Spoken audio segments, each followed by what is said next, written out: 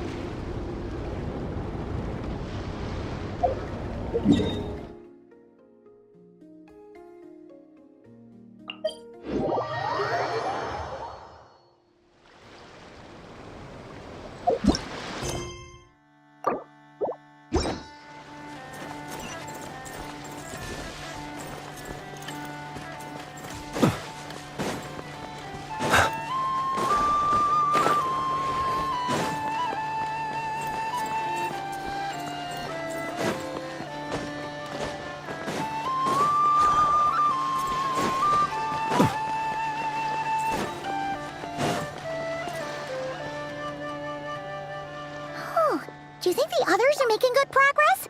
Hope it's all going smoothly. Oh, hey look!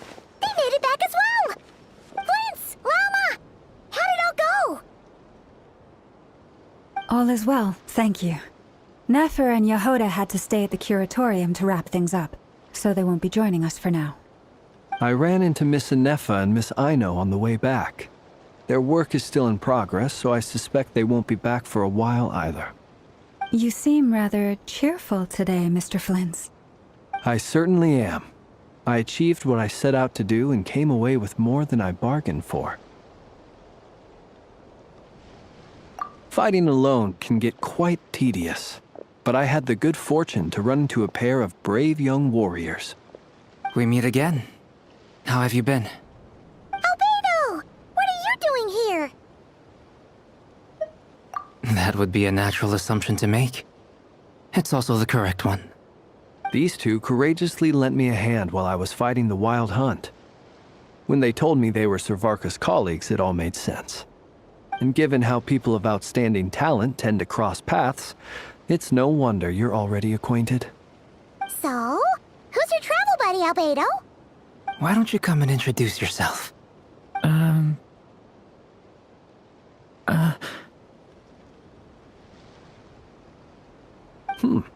A gentleman of few words, I see. And a rather stern countenance. I presumed you were acquainted with him. Is that not the case? It's nice to meet you. Again. We've technically met before. Wait a sec! You're Minnie Durin! That's right. It's me. I'm glad to see you again. By the way, he says it's okay if you drop the mini. Yeah, I'm not as mini as I used to be. Interesting, isn't it? The first step towards blending into human society appears to be reflecting on whether one's name really reflects who they are. Wow! You look so different! In a good way, of course. It's great to see you looking so healthy. Thank you, Paimon. And although you're as mini as ever, I understand that diminutives don't always convey endearment. I'll be sure to simply call you Paimon, as a sign of my great respect for you. Wow! You're such a smooth talker now. Paimon could get used to this. From now on. Personally, I think our little Paimon is the perfect size. When people call her Little Paimon, it's just because she's so adorable that they can't help themselves. If that's not a sign of endearment, what is? You're absolutely right, Miss Llama. My brother still has a long road ahead of him when it comes to understanding human relationships. Anyway, speaking of long journeys, didn't Columbina, leave with you? How come she isn't back yet? She's been catching up with old friends. Wouldn't be surprised if she stopped for a cup of tea or 10 on the way back. Uh-oh. People are talking about me. Hope it's nothing negative. Judging from your expressions, I'm guessing it all went well? It's getting crowded here. I'll go grab some chairs. No need. This is a job for an alchemist. I'll whip some up momentarily. Thank you for your hospitality, ladies and gentlemen, but I was merely escorting my friends back. I'll be meeting Sandrone shortly, as we still have some things to discuss. It's been a pleasure, everyone. But this is where I'll say goodbye. We really appreciate your help. Oh, come on. Spare the formalities. I'm just glad I could help out some true friends. I understand. Well, bye for now, Harlequino. Oh, this place is hopping. It's probably a good thing one of us left. Otherwise, we might not fit all these people in. Are you saying we're about to run out of chairs? As a matter of fact, I am. Come on in and see for yourself.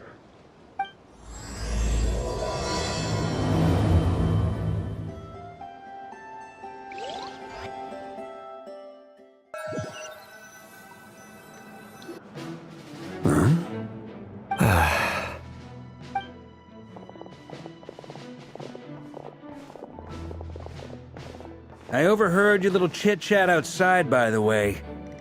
With Miss Columbina's colleague gone, we should be back to the original crew plus the other colleagues I brought in.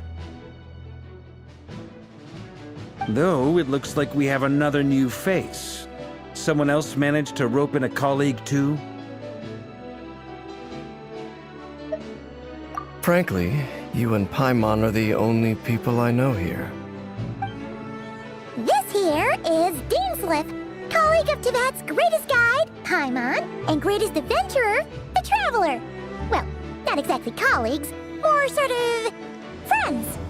When someone else jumps in to do the announcing, you know you're speaking to someone important. Let's hear what he has to say. Note to self. Once Paimon knows your name, the rest of the world will soon follow. When he comes looking for us, it's usually something important. Paimon's guessing you've heard about the Wild Hunt, then. From the looks of it, you're about to hold a meeting. If I were to say that the Wild Hunt is our mutual enemy, would that earn me a seat at the table? As the saying goes, the enemy of my enemy is my friend. Mr. Dainsliff, there's a seat with your name on it. Though, I can't promise the same for everyone else. Hey, Albedo, think you can rustle up a couple more chairs? After all this time apart, Grandmaster Varka's first order is to rustle up a couple more chairs. I've missed this. Is he being sarcastic? Hey, he's your brother. Why are you asking us? I've still got a lot to learn about the nuances of human conversation. Trying to decipher Albedo's way of speaking has been like jumping in at the deep end. Oh, good point. Paimon gets you now. Don't sweat it. There are people who go their whole lives without getting the hang of it. You're ahead of the game already.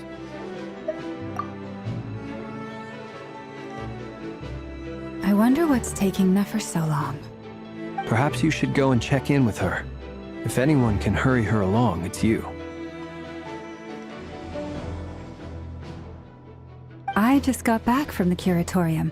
Besides, aren't you curious to see what's taking her so long? Miss Nefer doesn't strike me as the type to share secrets. And since gathering intel is her specialty, I'm guessing she'd prefer to keep her methods confidential. Under such circumstances, would it not be tactless for me to impose? Oh, but it's fine for me to impose. What can I say? You have an unrivaled ability to garner people's affection, Miss Moonchanter.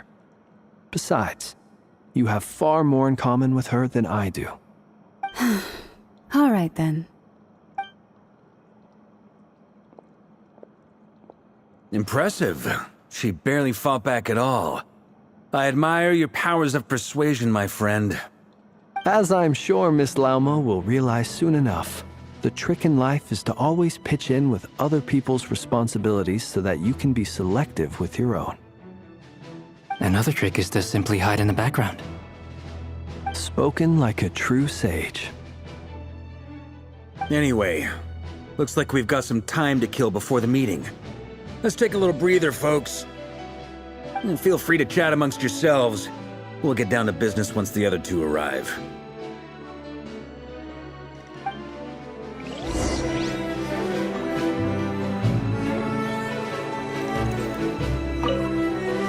You're both awfully quiet. Why don't I start us off with an icebreaker? Much obliged. Have either of you ever had your portrait painted? If not, I'd be glad to help. That sounds like a lovely idea. You know how to paint, then? I dabble occasionally. He's an excellent painter.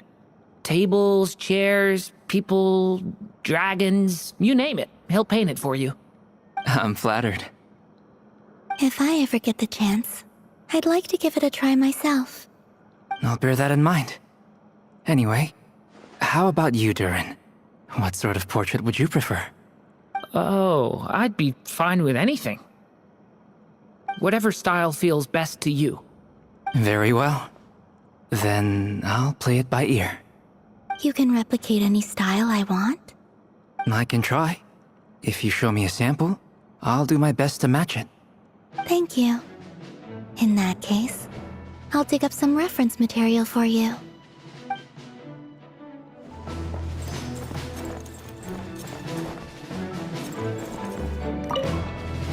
Truth be told, I can't remember the last time I was in a meeting with so many people. You're not alone there, my friend. The Lightkeepers also struggle to bring everyone together for a serious discussion. I don't doubt that.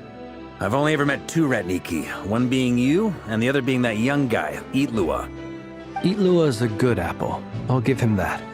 He's kind, honest, and regularly delivers supplies to my lighthouse. A true Ratnik to the core. In that sense, he puts me to shame. So you're what? A fake Ratnik? That's what it sounds like you're saying. But I get the feeling that's not quite what you meant. Come on, why the awkward silence? Sorry. I'm not even gonna bother trying to hide it. You've known all along, haven't you, my friend? Now that was an awkward silence. Let's just keep this between ourselves. Probably best if Itlua doesn't know, huh? That goes without saying. Gotta be careful what you share with youngsters, after all. Anyone else in the know? Let me guess. The Traveler and Paimon? It's dangerous being too sharp for one's own good, you know. Then, in the name of the Animo Archon Barbados himself, I swear, your secret's safe with me. When we went for drinks, you said that you and Barbados were practically best buds. In the light of that claim, do you really expect me to take your oath seriously? Of course. Just as long as you don't go spreading around the fact that I'm close with Barbados, all right? Fair enough, then. Nothing like a bit of mutual leverage to seal the bonds of friendship.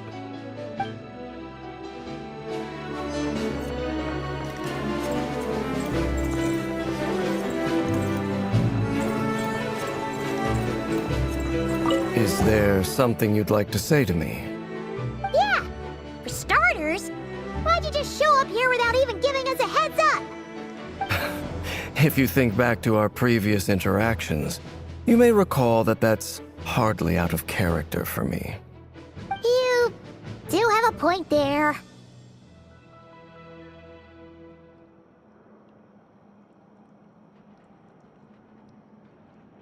Oh yeah! You'll need to find somewhere to stay the night too, right? Want to tag along with us? You never know. We might get a group discount. Sure, let's do that. Great! Paimon will handle it! And in return, we can get Dainslift to be our very own personal bodyguard. If that's what you had in mind, you should have said so sooner. I'd be happy to help. Oh, okay then. Paimon was only kidding, but good to know. Anyway, since we're all here together, we might as well watch each other's backs. That's just what friends do, right? Indeed. Thank you.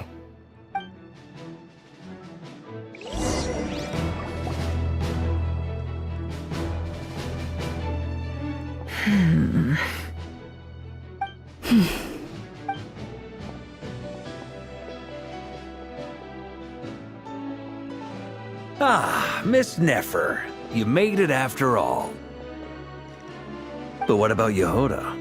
I'm here to give you an update on how things are going on our end.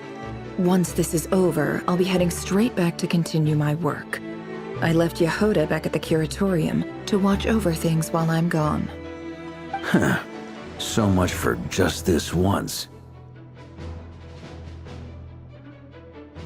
Shh! Not so loud! We're on a roll here. What if she remembers and suddenly decides to back out?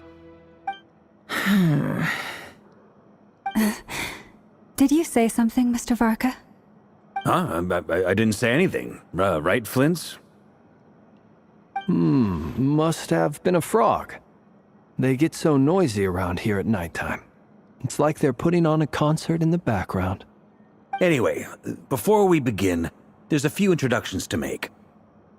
Let me start by saying that it's an honor to be speaking before so many distinguished colleagues and collaborators. First up, we have Miss Lauma. As Moon Chanter, she's the leader of the Frost Moon Scions, a local religious community in Nodcry.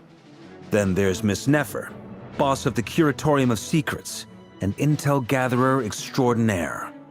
Nefer is leading the investigation into Rerer's background, assisted by Yehoda and Lauma. From the little I've heard, they're making some great progress. Over here, we have Mr. Flint's, a ratnik and guardian of the abandoned lighthouse.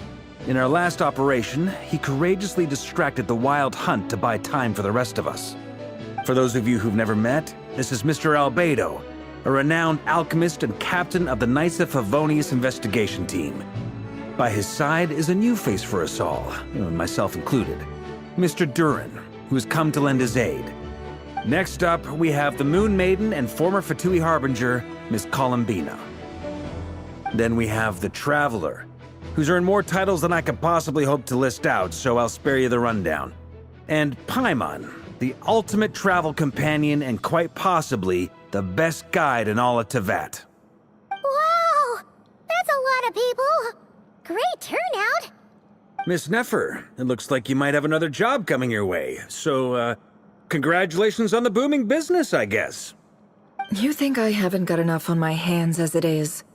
Who's looking for me now? That would be me, Miss Nefer. I have a commission for you. And you are? Who I am doesn't matter right now. What does matter is that I'd like you to gather more intelligence about the Recher of Solnari. Well, it's not as if we never take on anonymous commissions. But in your case, I'll have to decline.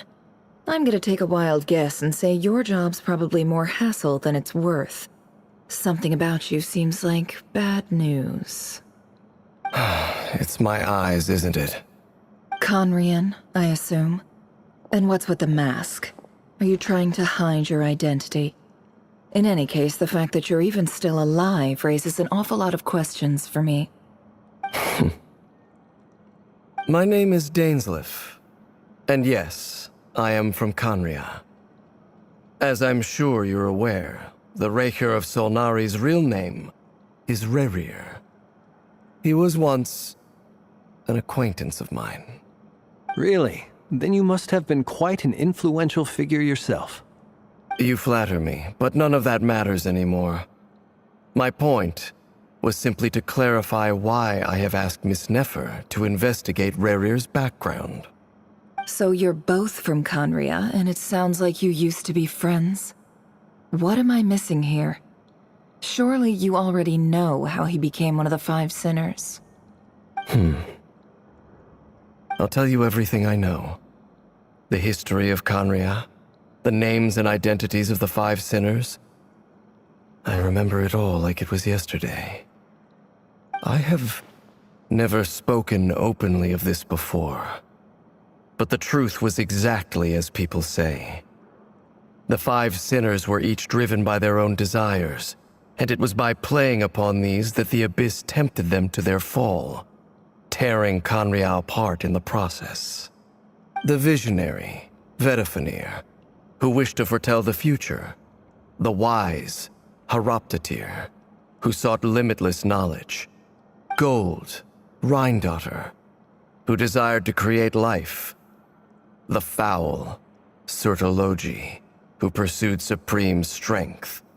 And last, but not least, Raker of Solnari, Rerir, Ravager of the Moon. Of the five, Rerir is the only one who remains a mystery to me. He never harbored grand ambitions, so what changed in the space of a single night? How did he come to fall like the others? In other words, you're saying that his change came as a shock to you, and you have no idea what actually happened? That's right.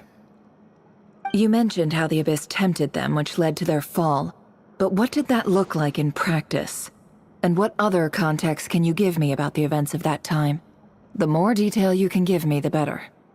Strangely, now that it comes to it, I hardly know where to begin. The fateful night took place during the era of the Eclipse Dynasty. One day, my elder brother, the visionary, Vedifenir, was summoned to the palace by the Vinster King, only for the king to gouge out his eyes and cast him into the dungeons. When I came to hear of this, my fury knew no bounds. I gathered together every ally I thought I had, and together, we set a night to storm the palace and free Ved. Centuries on, the memories of that night still haunt me, like a never-ending nightmare. We broke through the palace gates, just like we had planned, each striking towards our separate targets. But then, I was betrayed. Even Vedifenir, the very person I had come to rescue, abandoned me and partook of the Abyss's power. So, it's personal after all. Then tell me, Mr. Dainsleif, what price are you willing to pay? You, of all people, must know that nothing comes for free. I cannot say what price would be worthy of such a commission. But know this. Rerir was not always a madman. Believe it or not, there was a time when he was just an ordinary man, working for the Conrian Intelligence Service. Uncovering the truth of Rerir's past is the only way to unravel this mystery. But before you decide if you will accept my commission, I will tell you more about him. Enough, I hope, to help you plan your next move. Sounds pretty good to me. Feels like we just flagged down a random passerby, only to discover he's actually a master strategist who has a score to settle with our enemy. Can I borrow your halo? It could be useful in the lighthouse. Hey, enough with the wisecracks! Besides, isn't that lamp of yours bright enough already? Relax. It was meant to be a compliment. If that was a little over the top for your liking, I'll make sure to tone it down next time. I'll give your proposal some serious thought, Mr. Dainsleif. Let's speak in private once the meeting is over. Before that, there's a few things I'd like to share.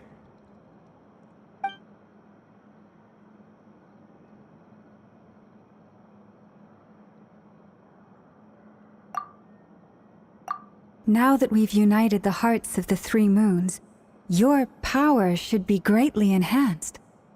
But it seems like that hasn't happened yet? I believe it will take a little longer. You've done so much for me, so I want to be completely honest with you all. Even though I'm doing a lot better now, the truth is, my recovery will likely be an ongoing process. From the moment I was born, my power has been slowly ebbing away. And that is because Tevat has never accepted me. Even with the moons united as one, it seems my rejection cannot be undone. So far, I have yet to find a solution. It may turn out to be a problem that will plague me until the day I finally leave this place behind. Even so, I will do everything in my power to help you drive out the Raher of Solnari. As Arlecchino put it, this is not about chasing the spoils of victory. It's just a gesture of heartfelt gratitude. Kutar. Defeating the Rahier of Solnari will be no easy task. While my strength slowly recovers, we'll also need to gather more intel. Naturally. We should take all the help we can get if we hope to defeat him. We've considered several viable plans now, but our choice hinges on the answers to a few key questions. Is it even possible to kill Rahier? What experiences shaped the person or monster he became? And what's he really after? Given Albedo's expertise in alchemy, I think we should leave him to try and answer the first of these questions. Understood. As for the other two, I'm afraid we'll have to count on you again, Miss Nefer. Believe me when I say it's not my wish to burden you. But right now, relying on your skills is our only option. So you're placing all your hopes on me, huh? We can't thank you enough for agreeing to help us. Honestly, I can hardly believe how lucky we are. You sure have a talent for changing your tune, Miss Moonjanter. Timid like Yehoda one moment, then flinches insincere flattery the next. Ladies, please. I must object to your portrayal of me. That's all. Feel free to keep bickering. Just pretend I'm not here. I almost don't want to leave this room. I'm curious to see how this plays out. I have faith in you, Miss Nefer. Something tells me you'll stand by us until the very end. Oh? And what makes you so sure of that? What if I suddenly decide that my compensation is insufficient? This isn't about the money. I can sense that you've got a deep-seated distaste for Rahier. And knowing you, that alone is motive enough. Look at them getting along so well. Like two peas in a pod.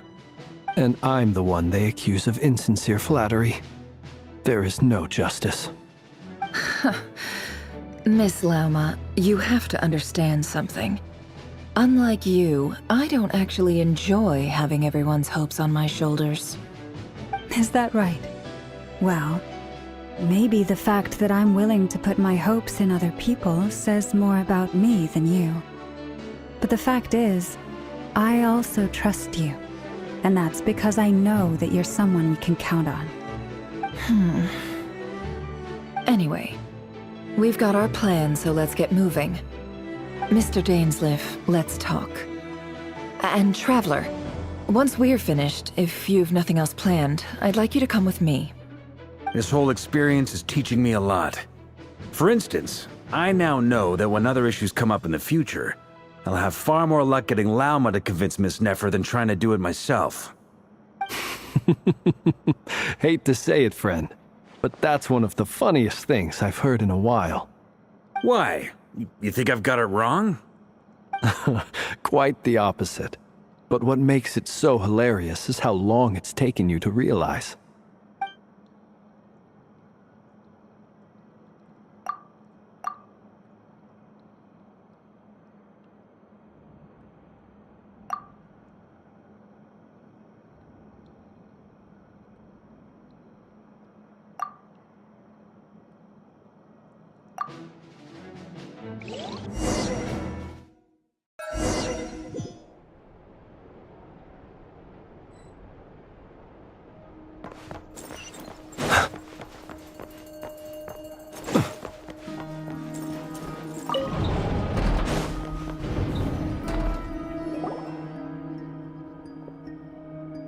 Thank you for waiting. It's okay. We actually used the time to help Dainsleif get a room at the hotel. That's very considerate of you. Now, I trust you share my curiosity about Rahier's past, and you seem fairly familiar with Mr. Dainsleif already. We spoke at some length after the meeting. He was the one who suggested I should invite you to join this operation. He feels confident that these secrets will be safe with you. Dane has a lot of faith in us, that's for sure. Likewise. I appreciate that you got right on board without interrogating me about why I invited you. It shows that you trust me to explain everything in due course. we know what you're capable of. We appreciate you too, Nefer. You might have been forced to help in the beginning, but this time, it was your choice. That's one way to put it. Another is this, that once a decision's been made, it's set in stone. After that, my only goal is to see it through. Alright, so here's how it is. I'm going to access Rarier's thoughts again using my confidential method. Now, I'm sure you've seen things like this before on your travels, so you're surely well aware of how dangerous it can be. The reason I've gathered you all here is to ensure my safety during the proceedings. I plan for us to enter the fragment of his consciousness together, and once inside, I will focus on searching for information. Think of this as a diving expedition into someone's brain. If I'm the diver, you are my safety equipment, tasked with keeping me alive while I'm under the surface. Once the ceremony begins, we will all be spying on privileged information. But in the interests of safety, you must remain absolutely silent at all times. We will discuss our observations after the ceremony has concluded. Lastly, any individuals of a weaker constitution are advised not to partake in the ceremony. In any case, Paimon has her own job to do, which requires staying in the room but not joining the ceremony.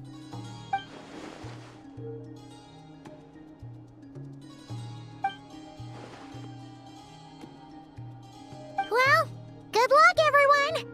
Sounds like all Paimon can do is cross her fingers and root for you guys. There's a little more to it than that. I was being serious when I said you have a job to do. While the rest of us are inside Rarier's mind, it's imperative that we have a team member on the outside. In the event that something goes wrong, you will be our first responder. I don't anticipate any issues, but the extra level of safety will be greatly appreciated. I second that. This is a dangerous operation here, and you're our whole rescue team. That's pretty much the most important job in the crew. So, Paimon's like the lifeguard? Yeah, that makes sense. All right, got it. Good. Please, take a seat. We'll get started momentarily.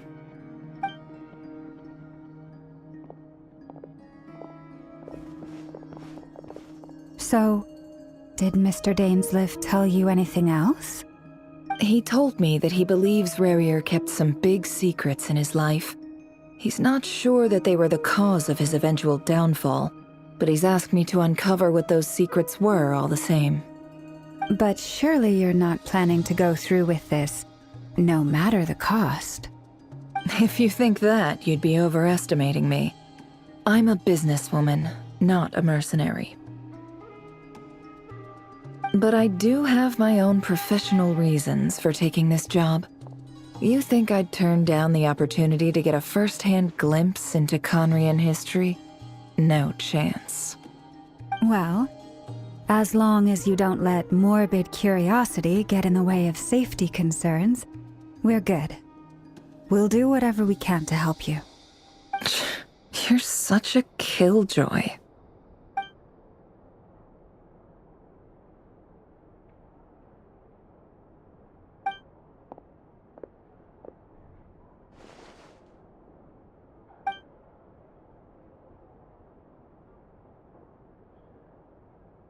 All right, I'm good to go. All set over here, too. Promise, Paimon, you'll be extra careful. All right. Let your whole body relax. We're about to begin. Close your eyes.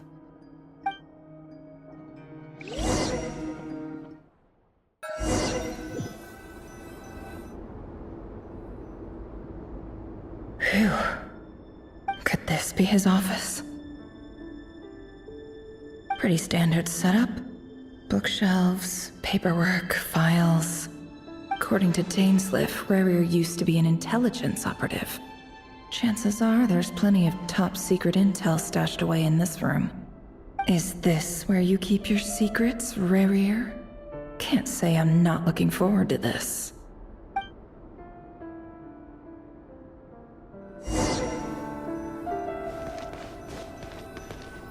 He looks even gloomier than last time. I wonder what's changed.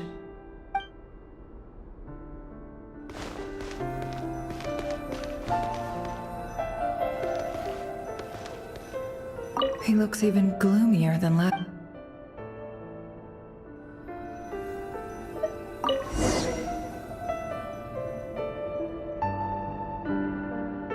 Today's files are in. Time to wade through them, just like usual.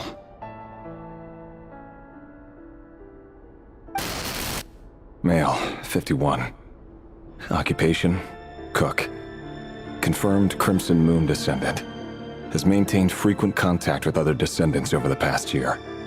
Poses a threat to the dynasty. Neutralized on...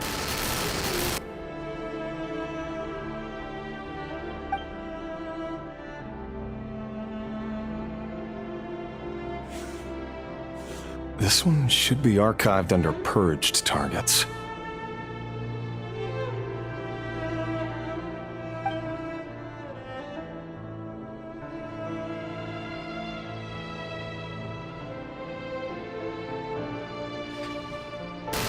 Female, 23.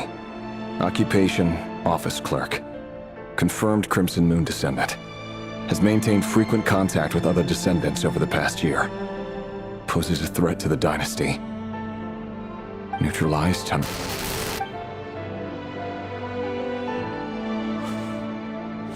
Another one for purged targets. Sounds like she was that other man's daughter. Never mind. What's it got to do with me?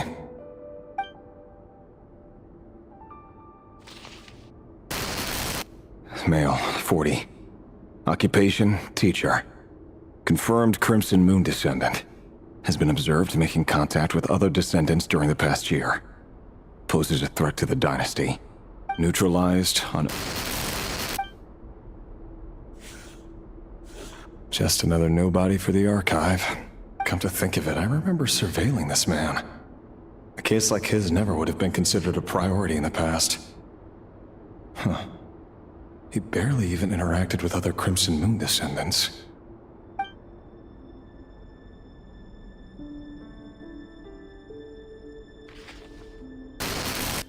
Female, 16. Occupation, none. Orphan and confirmed Crimson Moon descendant. Has been observed making contact with other descendants during the past year. Poses a threat to the dynasty. Neutralized on...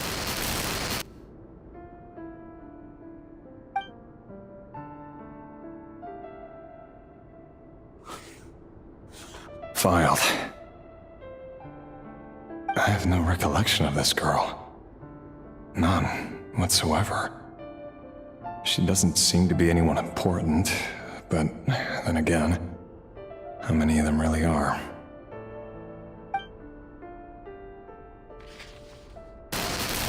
Female, 13. Occupation, none. Orphan and confirmed Crimson Moon descendant. Has been observed making contact with other descendants during the past year. Poses a threat to the dynasty. Neutralized. Filed.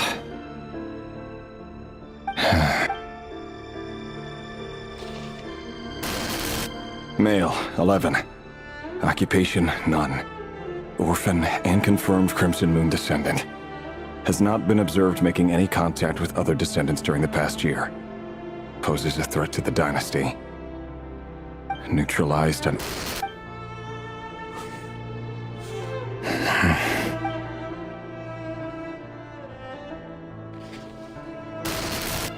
Male, 6. Occupation, none. Orphan and confirmed Crimson Moon descendant. Poses a threat to the dynasty.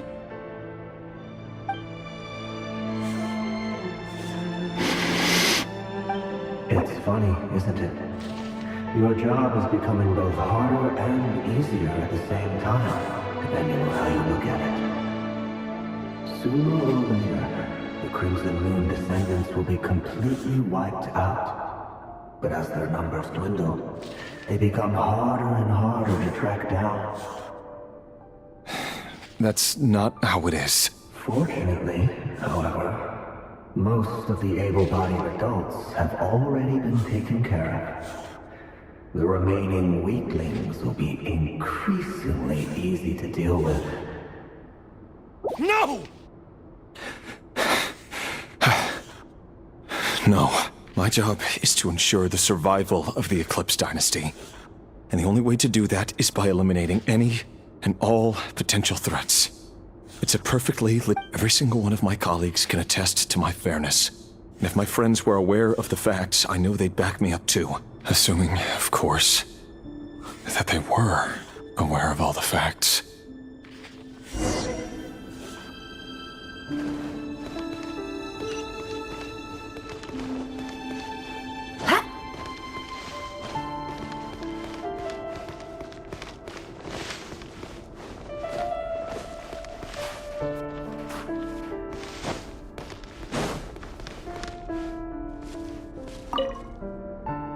A box containing a ring inlaid with a precious gem.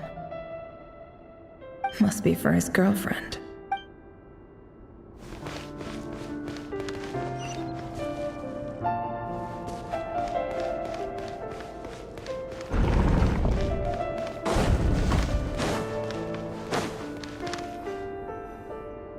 Mr. Vedifalnir, it's been quite some time since we last met.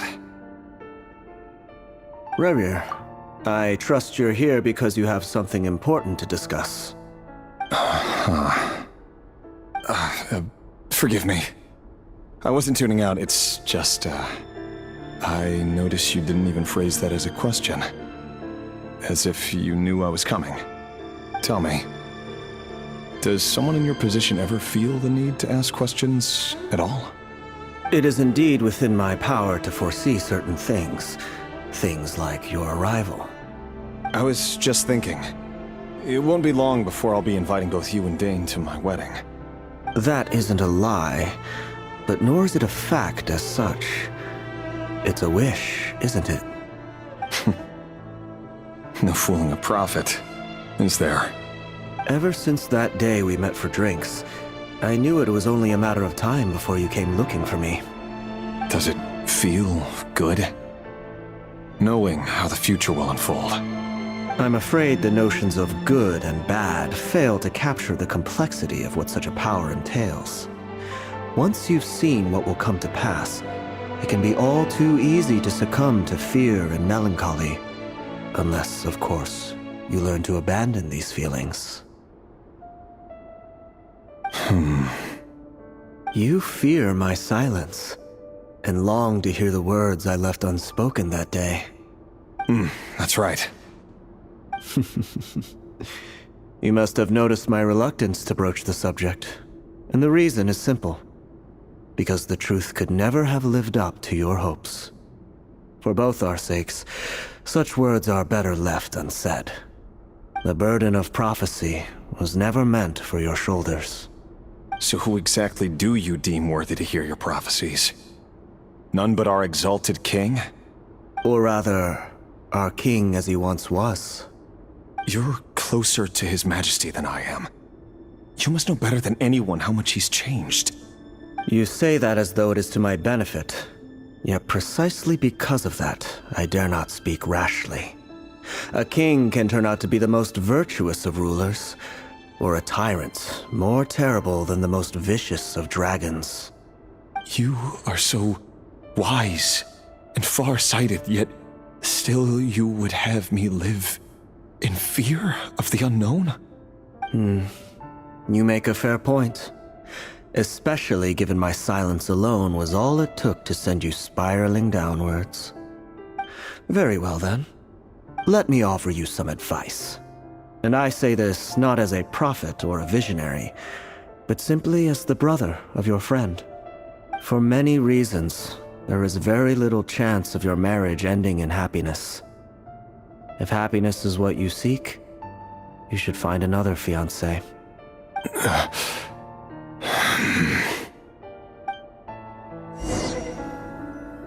Hold on. There's that same black fog again. Could this memory belong to Thelindis? But surely you can see he's not the man he pretends to be. So many have died already, and they say that the king's madness grows with each passing day. We're not going to survive this, are we? But why does it have to be this way? Do we really deserve to die just because of the blood that runs through our veins? Felindis, are you even listening? Sorry, Freether. My mind was off wandering. I heard you, though. You're talking about what Rerir said. He's just following the king's orders. He's a secret agent, and it's his job to hunt down rebels and dissidents. By the time you first met him, he'd already taken lives. Maybe he was using you from the very beginning. No. Rerir has no idea I have anything to do with the Crimson Moon. My family are only distant relatives of the main lineage, and besides, my eyes are perfectly ordinary. Truth be told, apart from my teacher, pretty much no one knows I have any connection to any of it. It's been a long time since my family severed ties. But as Orlog said, who could possibly talk sense into that raving lunatic of a king? No one! I'll work something out. Trust me, I'm with you all. But for now, you need to keep yourselves hidden. Don't let anyone find you, anyone at all. Don't forget that Rerir is an Eclipse operative. You need to be extra careful when he's around. And when I am too. For now, don't come looking for me. And if anything happens to me, just act like we've never met. If even you can't escape this, what hope do the rest of us have? But after all this time together, surely he wouldn't lay a hand on you. I won't speak in his defense, nor can I give you a clear answer to that question. But I'll do everything I can to put an end to this. Here, hold on to this. If an opportunity to escape presents itself, take it. You'll be glad you took some spare change. You call that change? But what about you? I've got a job, and there's still money coming in. But you can't go anywhere right now. Please think about yourself for once.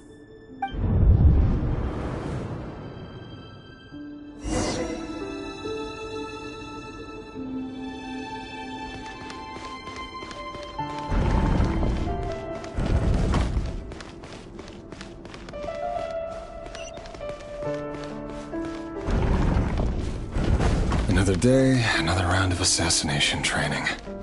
Training ground is just beyond this hidden passageway. When you kill a person, doesn't it bother you when you end up covered in their blood? Why would it? Aren't we all just walking blood bags? Make sure you have a firm grip on the handle, then choose your angle well. Keep your movements light and brisk. I'm afraid it's a thing. I doubt that. I'll bet no one's ever died a quiet death at your hands. I work clean. There's no traces.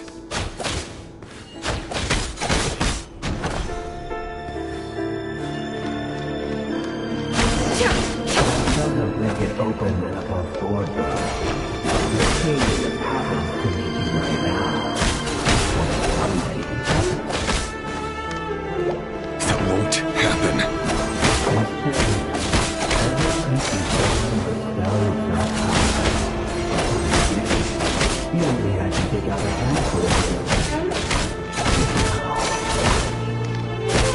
The ones I've dealt with have always been guilty, and I've carried out my work flawlessly.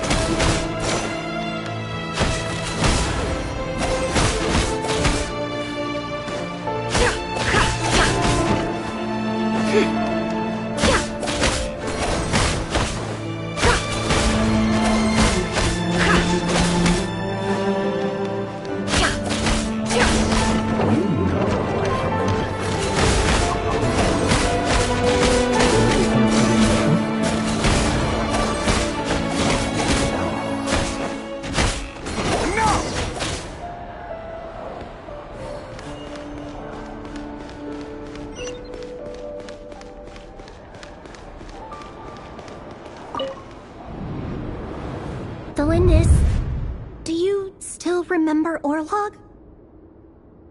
Orlog. The boy who was pretending to sell flowers. You spoke for quite a while, didn't you? Yes, we did. What about him? He was arrested 2 days ago. Chances are he's already dead. He... I just don't get it! After everything he's done, why do you still stand by him? Or does it mean nothing to you that people keep dying? No, that's not... Just hear me out. I need to go now, Thelindis. They're looking for us. You take care too. If you ever need a place to hide, come find us.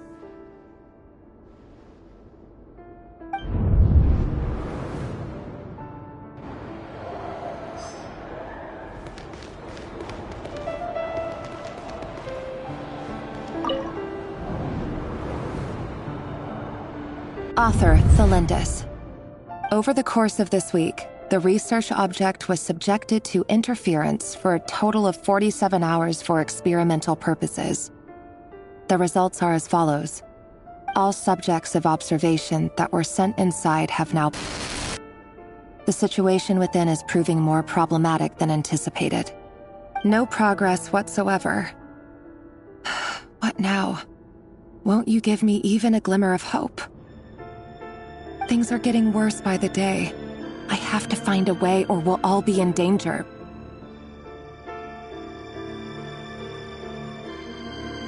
But I... If all this research comes to nothing, what then? Sooner or later, it'll be my neck on the line. But could he really bring himself to kill me? No. Surely he wouldn't have the heart.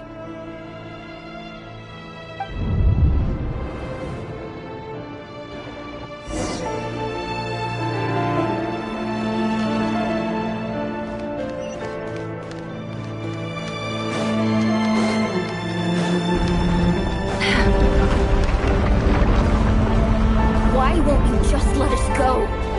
We don't even know each other. All we want is to live ordinary, peaceful lives. You want to live?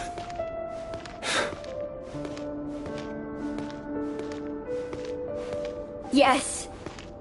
I just want to go on living. Is that really such an unforgivable crime?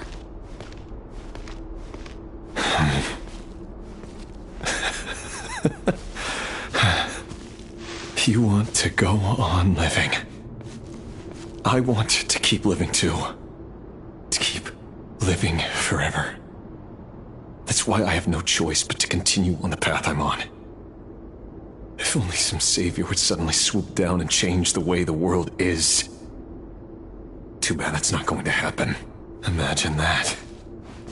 If there really were such a person, you and I wouldn't be standing here like this, would we?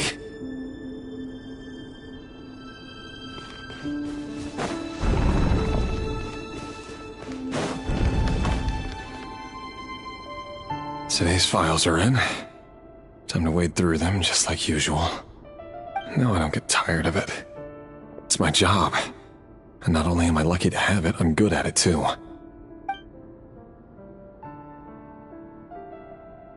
Huh. Wait. That's... Thelindis? No. No. Why? But you bear no mark of the Crimson Moon. How could you possibly have anything to do with them? It cannot be! A diluted bloodline. Carefully concealed. I see it now. You've been living in the shadows just like me. What a fool I've been.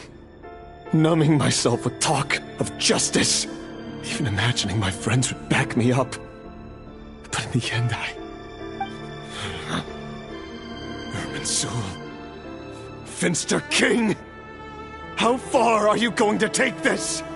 From the direct bloodline to secondary offshoots? And then what? Today it's the descendants of the Crimson Moon. Who will it be tomorrow? Will you not rest until everyone down here is dead? No. This cannot go on. This is where it ends.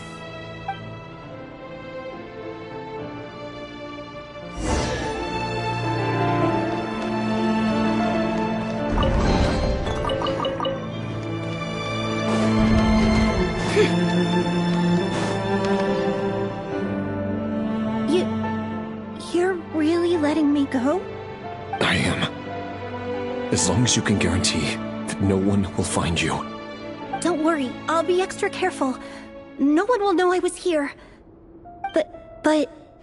what about you? Me?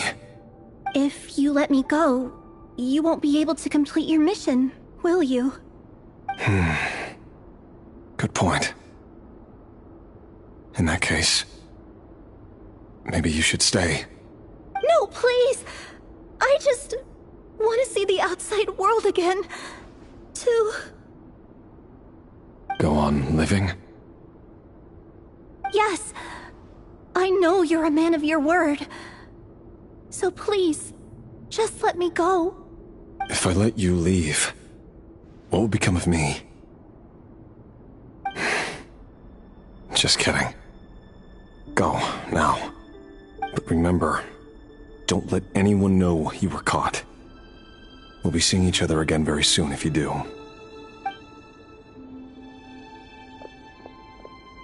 Even shadows in the dark must live by a code. But you can't save everyone. You've been whispering in my ear for days now, Vedifalnir. What are you trying to do? Break me down? I only say this because you long for an answer to your problems. Let her go, Rerir, or you risk losing everything. I will not abandon Thelindis. Then you'll need a little more vigilance and a lot more power. The world is changing, Rerir. Keep your eyes peeled for your moment of opportunity. That voice used to be so unclear. But now I know exactly whose it is. It's Vedifalnir. He won't tell me how to actually resolve any of this, but he keeps trying to manipulate me like a puppet. What's his game here? Tell me then. What will this moment of opportunity look like? And... no answer. He's like a ghost. Always disturbing me when I'm on edge, but never answering when I need him most. So, the Eclipse Dynasty was purging, well, massacring the descendants of the Crimson Moon. And it seems like it was all connected to the Finster King's research. The King's obsession with abyssal power left the future of Conria hanging in the balance. No wonder every aspect of Rerir's life was so unstable. And it looks like this Thelindis, Rerir's would-be fiancée, herself belonged to a sub-branch of the Crimson Moon Dynasty's descendants. It almost defies belief that a couple like them could hide the truth from each other for so long. If the Finster King hadn't intervened in such a drastic way, they might have gone on deceiving each other for the rest of their lives. And why does Vedifalnir, Dainslif's older brother, keep talking in Rerir's head? This guy kept more secrets than I ever imagined. The human mind is like a vast desert of shifting sands. When you follow the flow of someone's memories, you only ever see the parts they're willing to let surface. Time for something a bit more creative. We've been inside Rerir's mind this whole time, building up a picture of his psyche. There's already enough clues on the board to start reading between the lines and mapping out the rest. Now, we can finally begin to put the pieces together. Sure, it'll only be a reconstruction, part simulation, part reasoning, but it's usually pretty accurate. Once we've built up a cognitive profile, We just need to cross-check the logic behind his actions.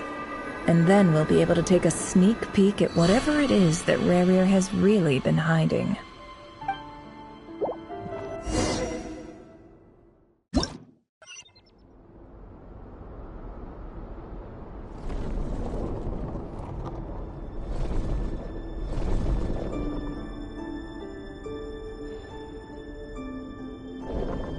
Rerir, are you there?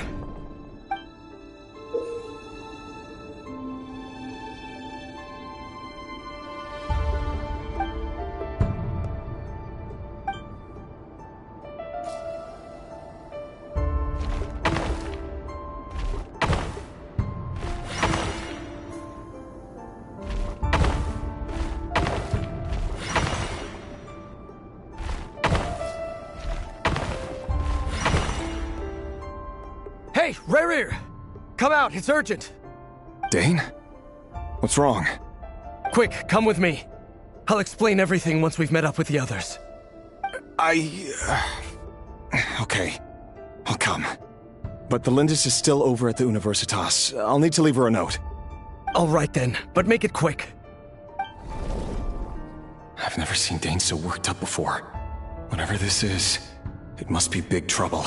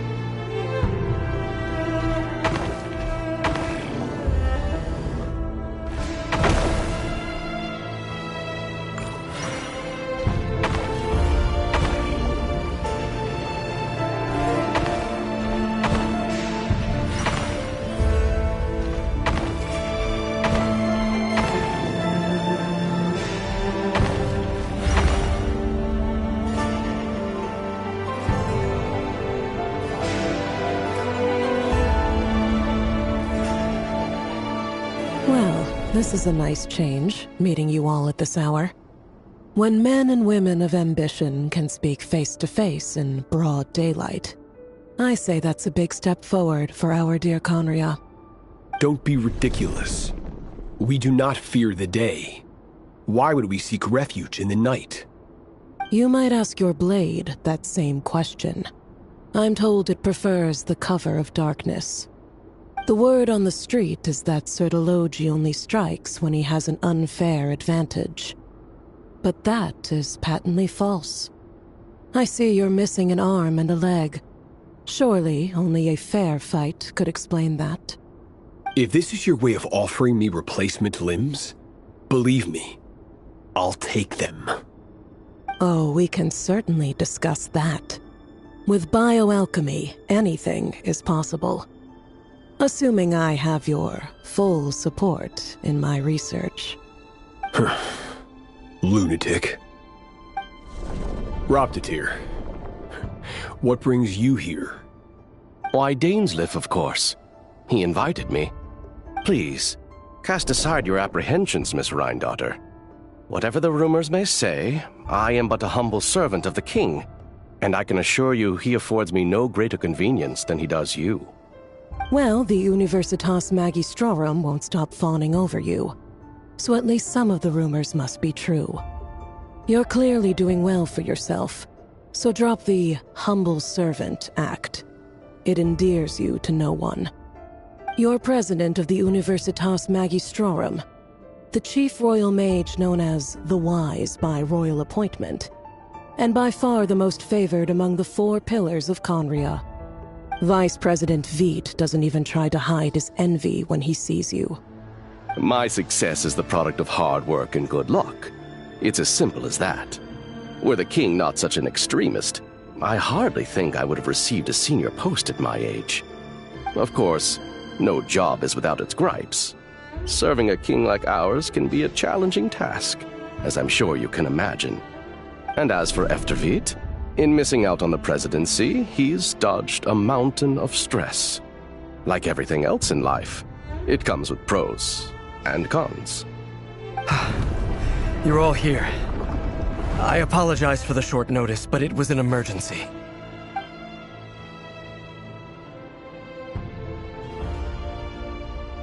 You must be Rerir. Mr. Sertologi. Yes, I handled your case file during your sentencing. Nothing personal, of course. I'm pleasantly surprised that you remember me. You're clearly a person of substance if you've been invited here. But Dainsleif, you'd better have a very good reason for convening this little gathering. It's my brother, Vedalfenir. After he spoke at the court this morning, the king was so infuriated by his words that he had him blinded in both eyes and thrown in prison. Vedalfenir in prison? Strange. I thought the king trusted him and Heroptatir more than anyone else in the world. Does this mean the king's circle of trust just got even smaller? It has nothing to do with trust. It's about what the king wants, which is as clear as day to anyone paying attention. I simply appease him, because it's in the best interests of the Universitas Magistrorum. And also because you're slimy. Vedalfenir, perhaps less so. But still, a visionless visionary? It rather inclines me to think that qualifications are not what get you ahead in Conria. Do you honestly think this is an important discussion to be having right now? Dane, what are you planning to do? Rescue Vedalfenir, I assume. Correct. It will mean storming the palace by force. Tonight. I need all of you on my side. That's far too dangerous. And don't forget, Dainsleif, you're captain of the Royal Guard. You swore an oath to the throne. You've been planning this for a while, haven't you? I have no desire to commit treason.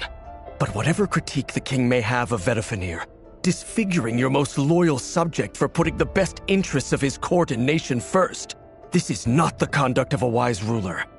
My blade will force the king to see the error of his ways. So, Vedalfenir's prophecy enraged the king. I'm sure it wasn't what he wanted to hear, but if he won't take counsel even from the visionary, that is deeply troubling news. The extent of His Majesty's madness is now all too clear. The question is, how does a man like me get out of this situation unscathed? You have noble ambitions, Dane, but I'm afraid they don't do much for a guy like me. I'm not interested in saving the world. All I want is a letter of pardon. A letter of pardon? For whom? Thelindis? The chances of the Vinster King issuing a pardon for anyone connected to the Crimson Moon seem vanishingly slim.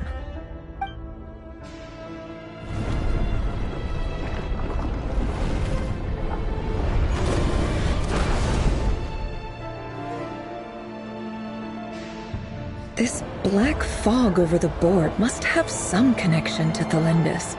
But why is it taking this form? Does it have something to do with Rerir's past? Another mystery I'll need to unravel.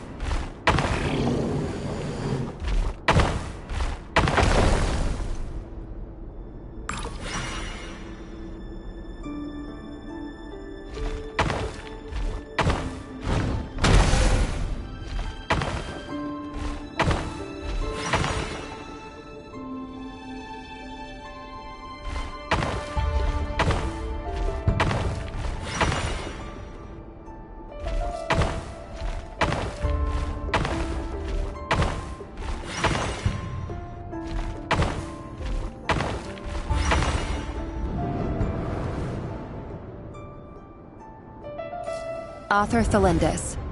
Over the course of this week, the research object was subjected to interference for a total of 60 hours for experimental purposes. The results are as follows. Research dating back to the Crimson Moon Dynasty has established 2 points regarding moon marrow.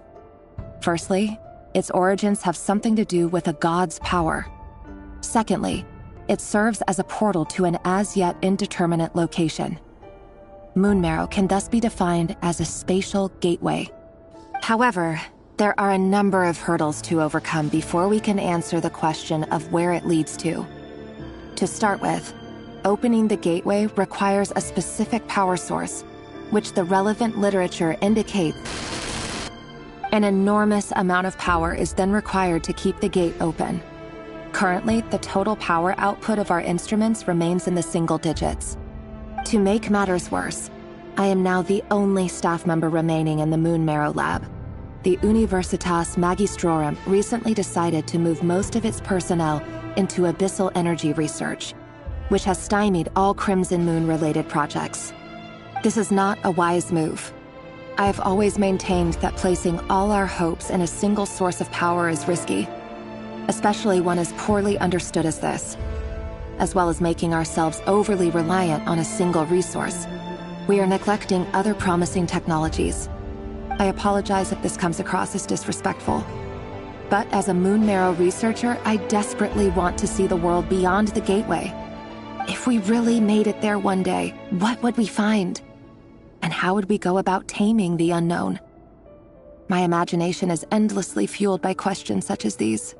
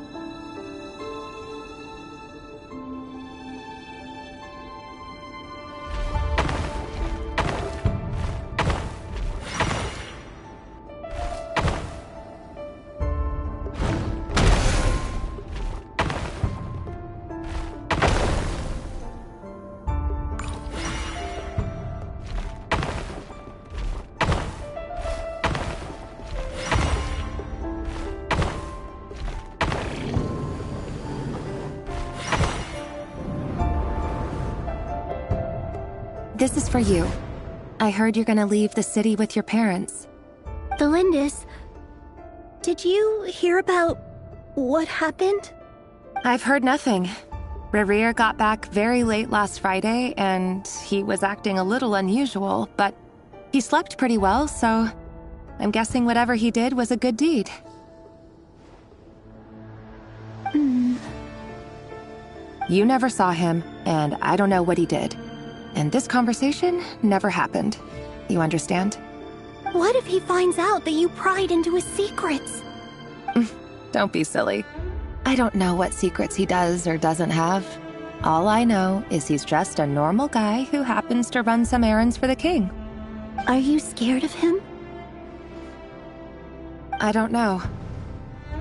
The Rerir I know doesn't match the person you all describe. Logically, I should be scared of him. And yet, I don't want to lose him. But enough about that. You should get going, and be careful with the package I gave you. Keep it secret. Keep it safe. What's in it? A piece of the moon. All you need to know is that as long as you keep it safe, then in the future, everyone will be able to see a red moon. A red moon? You mean our moon? That's right. Our moon. Promise me you'll look after it. I promise, Thelindis. The Crimson Moon bloodline will never die out. Its light, the color of blood, will become like a fire that flows in our veins, no matter how long it takes.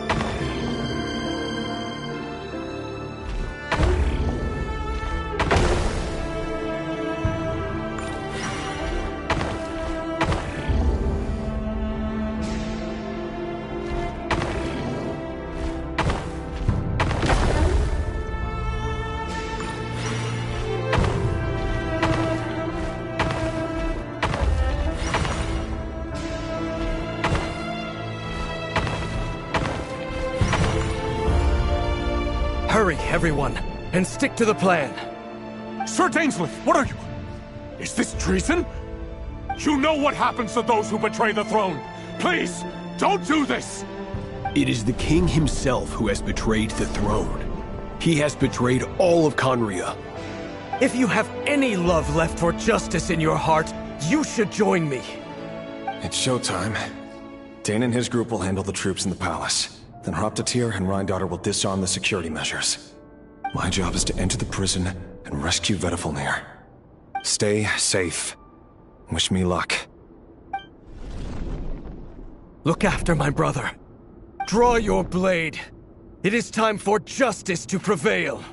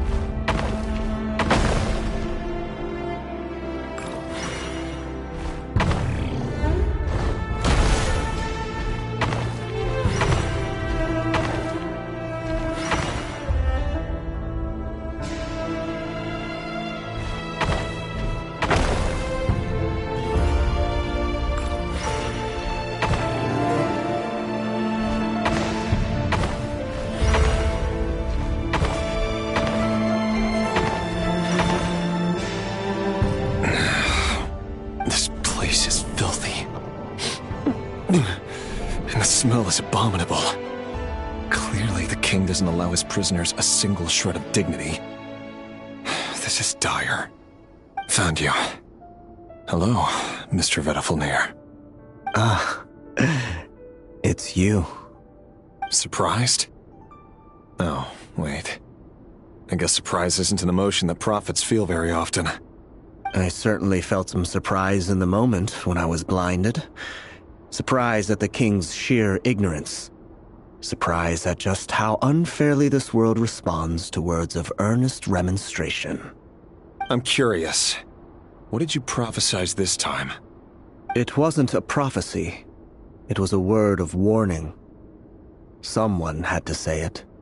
The king has forsaken all reason in pursuit of his obsessions. I simply told him that if he continues on this path, Conria will surely fall. But he didn't listen. Worse still, he stabbed you in both eyes and locked you away. Dane asked for my help. The court is in complete chaos now, but I'm sure you predicted that.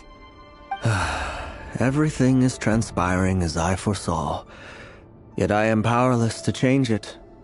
Fate is an immutable force. I can but lament as the inevitable unfolds. I do wonder whether giving a man the power to see the future does nothing more for him than slowly crush his spirit. Forgive my curtness, Vedafilnir, but the king did not suddenly turn on you today. His suspicions have been brewing for a long time. You can't have wisdom beyond the reach of your fellow man without attracting his fear and suspicion. There are things the king does not want to see.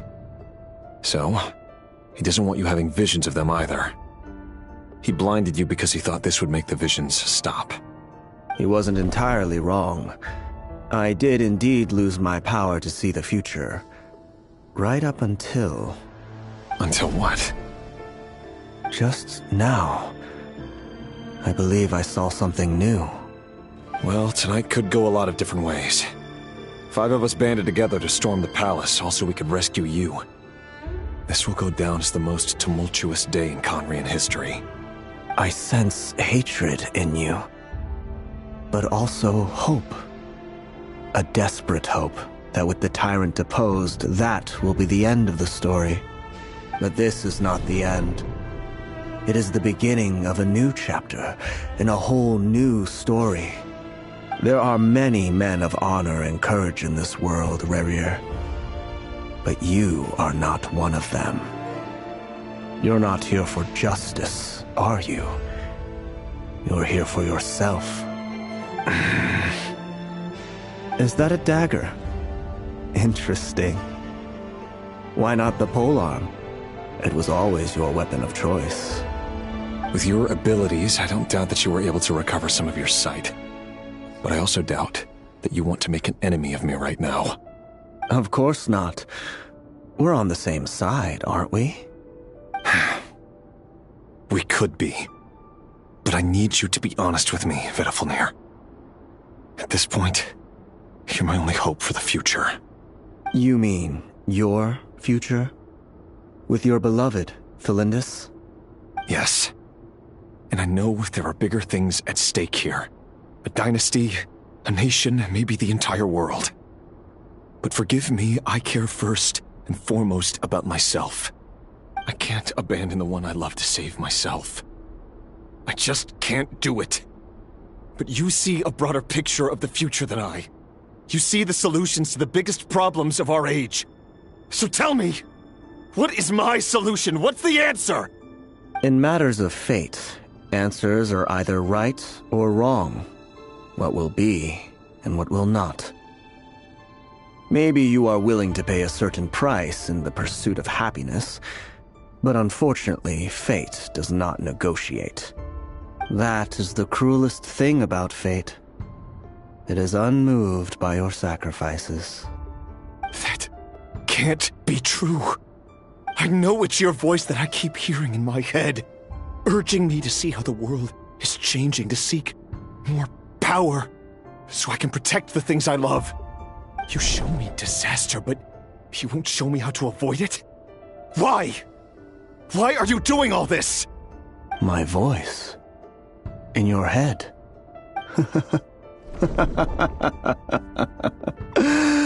So, you hear it too? The voice that steals your mind, gains your trust, and drives you crazy. It turns out that we are not so different, you and I. Vedifalnir just broke into the strangest smile I've ever seen in my life, as if he'd discovered some monumental secret. But then he suddenly switched to looking extremely weary. Very well then. My advice to you is as follows. You must persevere. Whatever trials and tribulations you may face, be steadfast in the belief that they are your path to the future. For as long as you live, your story with Thelindis shall not come to an end. That is the only chance you have of fighting back against fate. It is up to you whether you believe my words. Regardless, that is all I will say on the matter. I have no right to intervene any further. I will hold you to your word. Thank you for setting me free. In return, I will tell you one more thing that you cannot afford to ignore. Just then, a strange wave of energy rippled through the city. We had no idea what it could mean. If I were you, I would head to the Universitas Magistrorum. The Universitas? Oh no! I'm sure we'll be seeing each other again very soon, Rerir. Whatever Vedifalnir said, I didn't catch it. I didn't even help him out of the prison. There was no time to lose.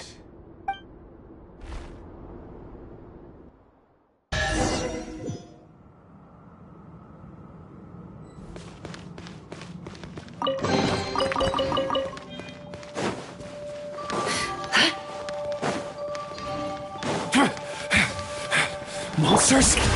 Is this Rhindaughter's doing? Or the Universitas Magistrorum? Out of my way! The Universitas. That reminds me of a rumor I once heard. Allegedly, the king installed secret mechanisms in the palace and around the city. No one knows where they are or what kind of power they hold. But if they were ever going to activate, it would probably be on a night like tonight. Help! Help! Hold on! Don't let them anywhere near you! Save me! I can't! Ah! That sounded like an explosion. So, the rumor is true? The king really went through with it? What other means does the king have at his disposal? They must run on power from the Abyss. And given it's a major center of Abyss research, anyone over at the Universitas will be in grave danger. I have to hurry!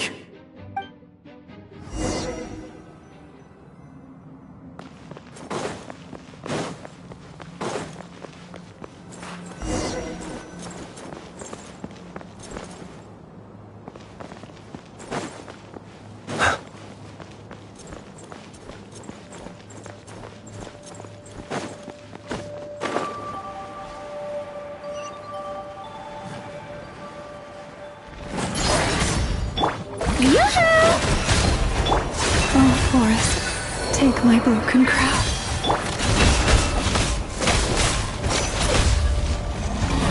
Time to shine!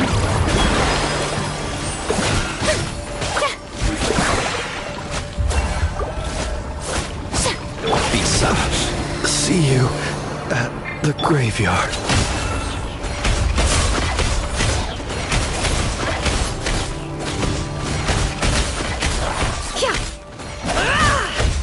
Can't hide the truth. The mystery unravels. May I present?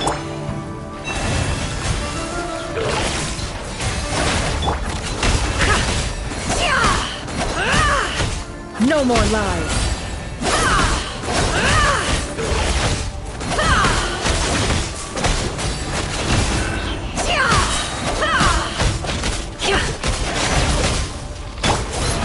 Oh, brilliant! Leave this place. The deception ends here. Can't hide the truth. No more lies. With one heart, we Shower me with praise! Can't hide the truth. Seek within.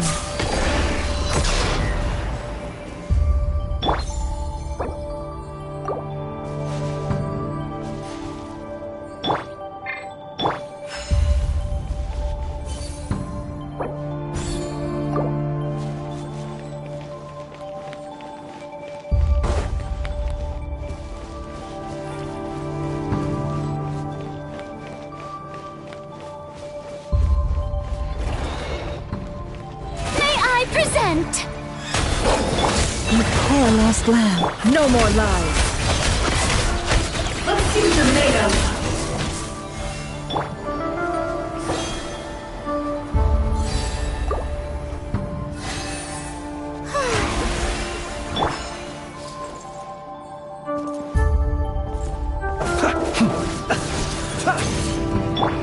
The show begins!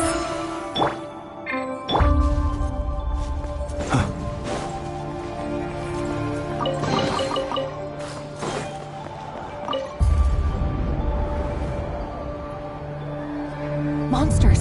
At the Universitas Magistrorum? Why now? Oh no! They're coming! It's no use. The table won't hold out much longer. The weapons. Where are the weapons? Of course. All the lab equipment was upgraded after the inspection last week, but the new weapons haven't been allocated yet. I'm done for. Is anyone there? I need help! Ah!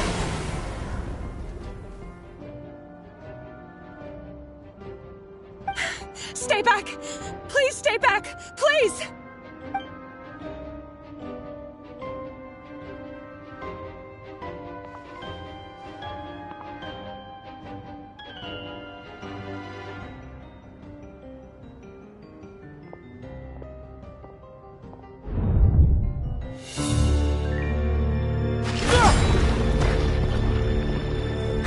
What's that? Rear. So the rumors about your work are true. What? No! Listen, something happened at the palace tonight. We have to leave! You don't need to lie to me anymore. What do you mean? I know why you're worried, and I will respect the decision you've made. But it's okay, because I found a solution. I know how to end all this. You can have it back. The normal life you so desire. But until then, I'm afraid our wedding will have to wait. Cylindus? No, don't do it! Cylindus! Cylindus!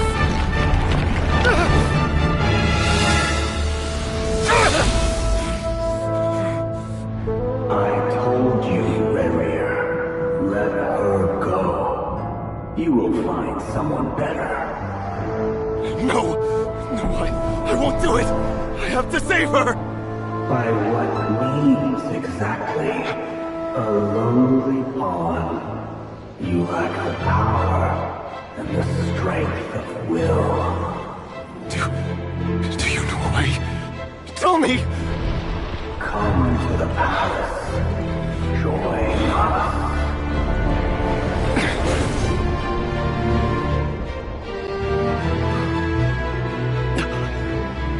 Rerir, thank goodness we... Step forth and take your share. You made it.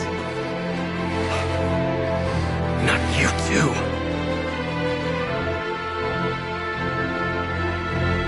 Hatred or grief, despair, desire.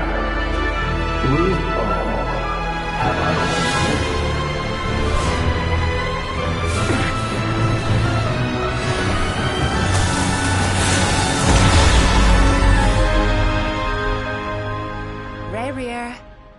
Rerir.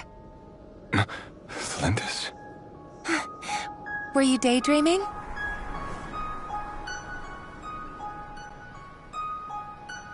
You still remember, Rerir? That question you asked me a couple of weeks ago? Oh. You mean the proposal? Yeah. I'm wondering, where do you think would be a good place to discuss it? Maybe in the garden? Or were you thinking a fancy restaurant? It's your choice.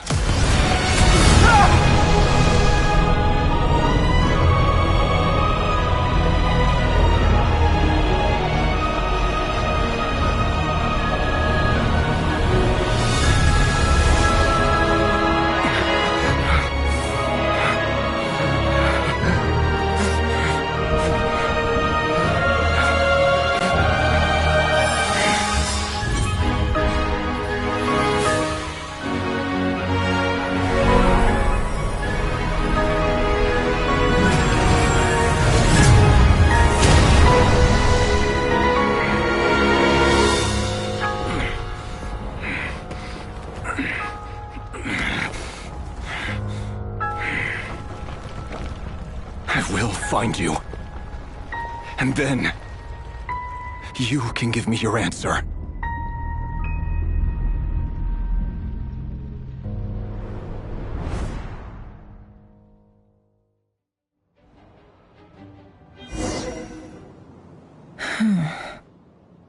So that's how the Raker of Solnari was born.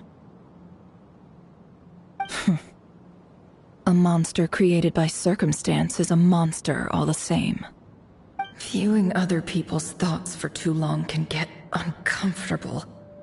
Right now, I'm feeling a strong sense of loathing. In a nutshell, the story of Conria is what happens when the truth falls by the wayside. Everyone tells little white lies, and before long, you have a huge pack of lies that destroys everything. Whew. Time to get back. His past is filled with sorrow, but the tale of any fallen civilization is one of endless tragedy. Cruel as it may be, that was Conria's fate.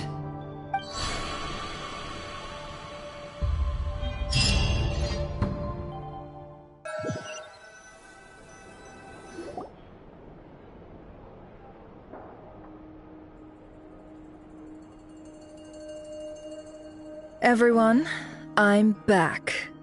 Can I get a standing ovation? Never! How are you holding up? Feeling okay? She's fine. Boss is a pro. Yes, I'm fine. You will have seen the events of Rerir's life through my thoughts.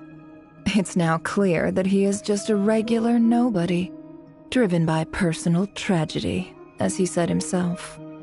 I mostly agree. There's only so much we can know about him from his memories alone, but they did give us a clear glimpse into his life in Conria. However, I would not consider Rerir to be a nobody. He was deeply involved in the events of that era. Yet, when the catastrophe of a generation strikes, nobody is safe. Sounds to me like you're speaking in riddles again. Is this you urging me not to abandon the people of Nodcry in their hour of need? That's not what I meant. Although I do hope you choose to remain a part of the plan. Without you, the mission ahead will be all but impossible. Then try to remember that I respond better to the carrot than the stick. And I don't appreciate being bossed around.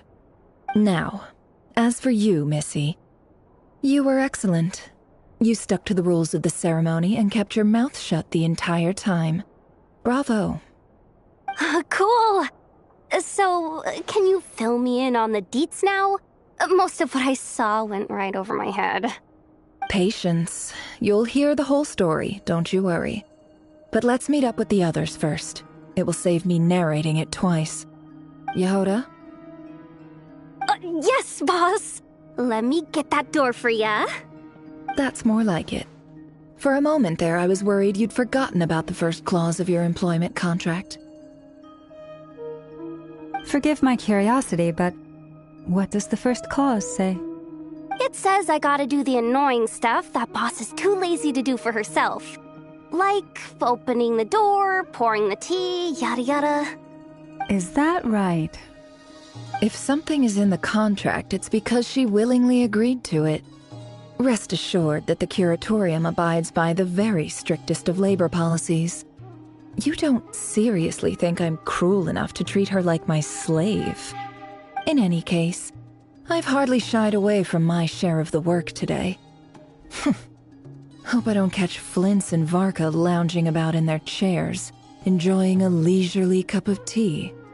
There's nothing I dislike more than other people enjoying themselves while I'm hard at work.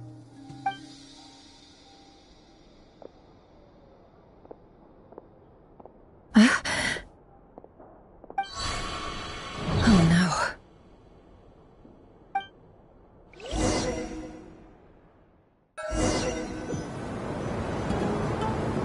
Sorry to disturb you, but we seem to have run into some trouble. Evidently so. Don't worry, I'm not about to leave you to fend for yourselves. I'm not that kind of boss. And it would go against the Curatorium's labor policy. I'm sorry. What did you hear me say? I wasn't talking about labor policy. Wait. How long have I been standing here? Not long. You just appeared by the door a moment ago.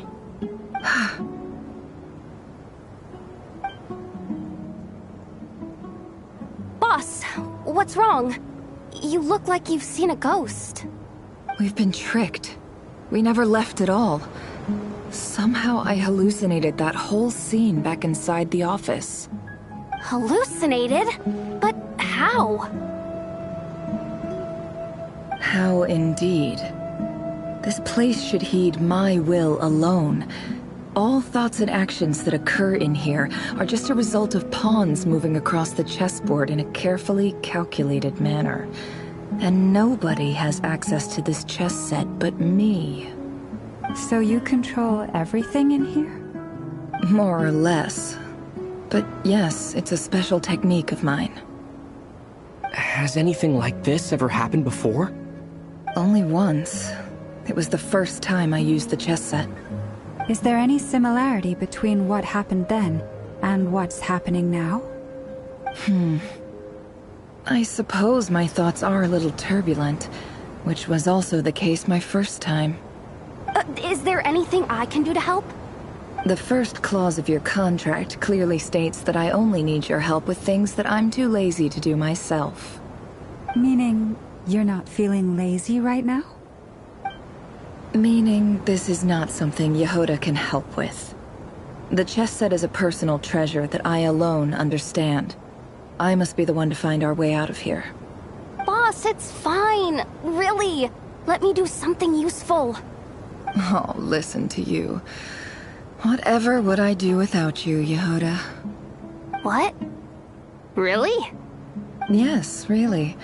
Where would I ever find another employee as obedient and servile as you? God forbid anything ever happens to you. Oh, okay.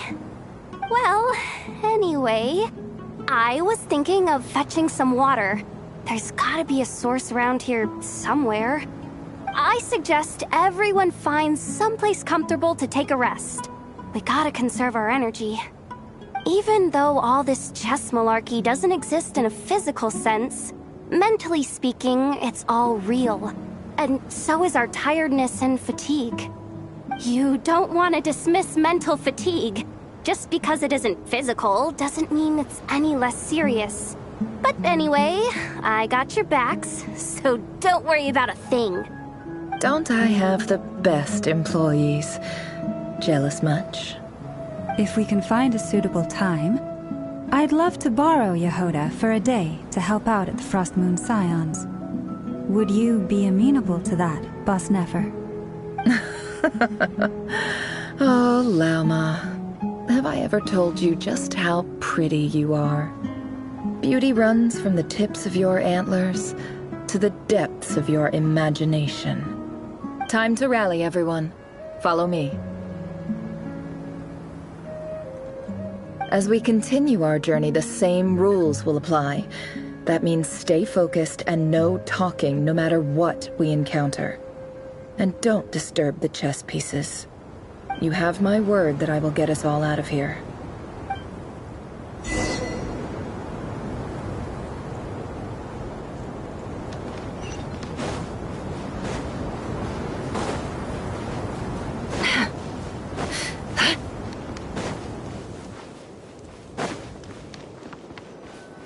This place looks familiar. That's not a good sign. I wasn't expecting visitors at this hour. Wait, is that? Oh, it's him. There you are! Sinue's been looking for you all day. I think he has some news for you. Oh yeah? What were you doing just now, Uncle Retinue? Hiding away some more loose change? I know I saw some Mora. What do you mean loose change?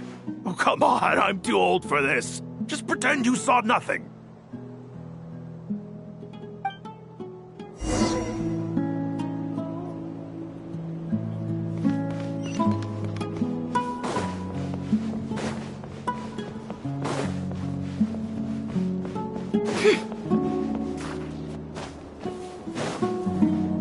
Hey, kid.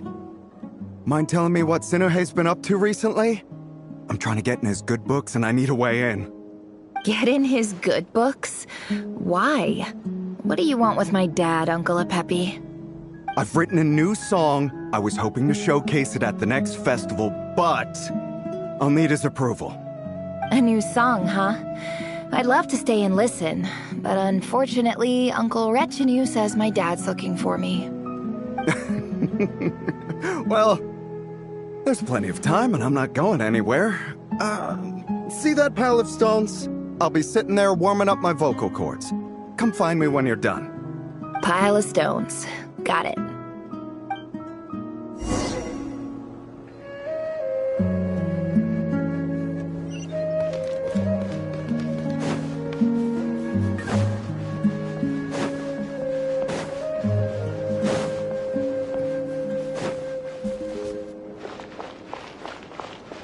Hi, Dad. Uncle Retinue said you were looking for me. Ah, there's my little princess. If you'd gotten back just a little sooner, you could have shared the spoils of war with me. Spoils of war? Who were you fighting against, Dad? It was just a figure of speech. The aftermath of a sandstorm is no time to be waging war. I was talking about our war against thirst. I went out to fix our water supply problem, and now I'm back. Which means... We have a well again! That's right. I found a new one and brought back as much water as I could carry. It should last us for a good while. If it wasn't for these blasted sandstorms, our wells wouldn't be caving in. You wouldn't be spending all your time out searching for new water sources. As the chief of our tribe, I'm supposed to be leading us out of hardship and poverty, onto better things. You know how prosperous our ancestors were. I've told you all the stories. And look at us now, squeezed into these hovels. No one would choose this, if it wasn't for the endless wars over the years. But things are looking up. I started working with some folks from the academia a few months back. They gave me some contacts in return for my assistance in the desert. So you're the academia's helper now? Special ambassador, they call it. Think of it as a partnership. It's nothing bad, okay? We've been isolated here in the desert for too long. Seeking opportunities elsewhere is the best thing for us, and the fastest way to progress. So, do you get anything good out of being a special ambassador? Of course. My luck's improving all the time. One day, I swear I'm gonna lead us out of this place. We'll find somewhere new. Somewhere better.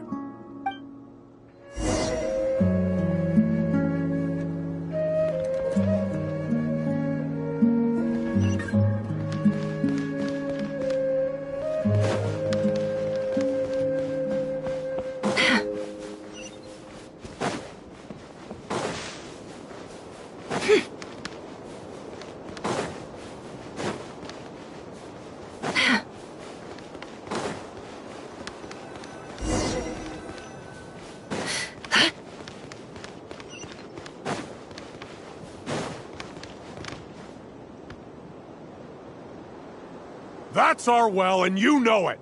You stole from us. Well, you've gone from chief to thief, and now you have to face the consequences. Did you really think you could take our water without permission and get away with it? You're either brave, stupid, or both. And that special ambassador act? Yeah, nice try. We spoke to the academia. They said it was all news to them. You're a liar and a cheat!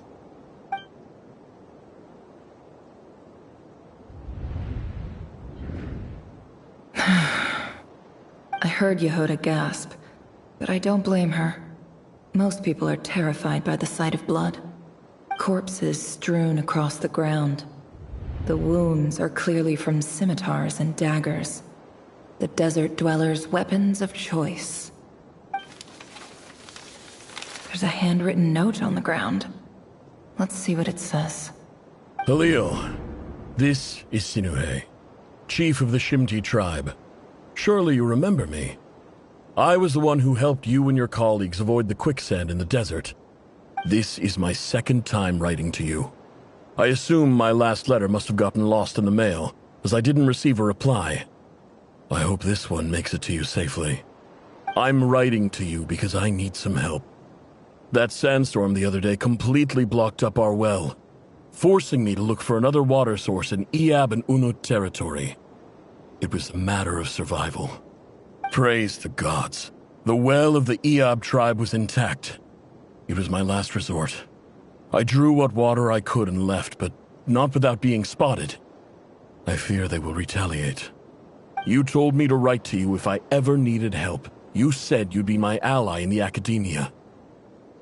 I urgently need you to formally recognize my title of Special Ambassador and send some of your people to assist me for a few days. It's the only way I can convince them that this was the Academia's decision and prevent them from retaliating. This is an emergency. Please send help as soon as possible. Looks like this letter never got sent. The writer died a grisly death, and the letter was trampled into the ground. It's badly defaced. Some parts are barely legible. What a ridiculous lie the surviving Shimti tell. Their whole village was butchered over a sip of water.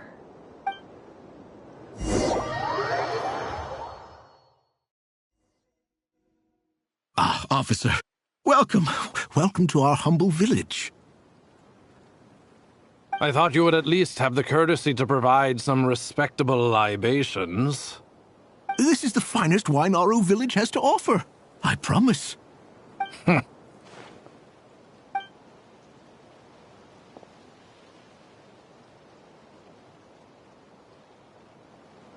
The Academia has agreed to reserve a single space for a candidate from your village. But I remain skeptical of this entire endeavor.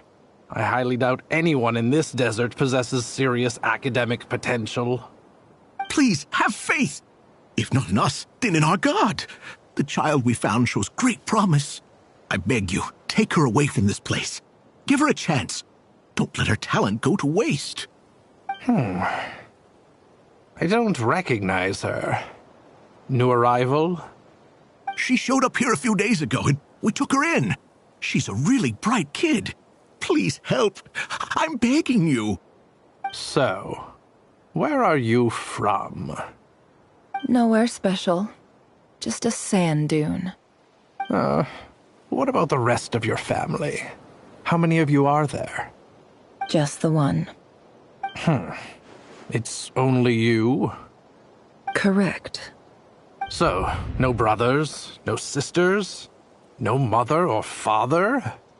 Any who have slept on a bed of sand, I call my brothers and my sisters. Apart from that, I have no family. All right.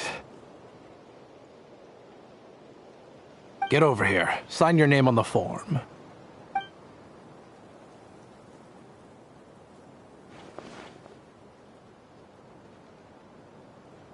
Never?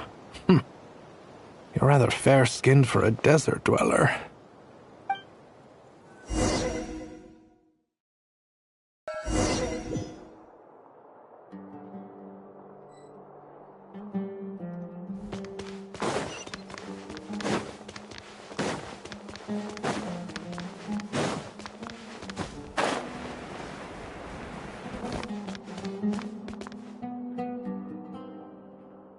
Nefer, this term's assignments have been issued already. Please read through the materials thoroughly, conduct your own additional research, and then write an essay on the topic. Yes, Professor, I'm aware. I just had a couple more questions I wanted to get your perspective on. Oh? Please, ask away. Well, I saw the other students' problem sheets, and I couldn't help but notice that my assignment is much easier than theirs. Do you really think I'm a weak student? A weak student? Goodness, no. Quite the opposite. You have a sharp mind, almost too sharp. I think what you're saying is, a weak student wouldn't have noticed the discrepancy, and if they did, they certainly wouldn't complain about the lighter workload. You see, sharp as they come. You see things the way they are, and I'm sure you know why they're like that. Because of where I come from. Because I'm different. I'm sorry, Nefer. I don't like it any more than you do. It's just... Anyway, you said you had a couple of questions. What's the other one?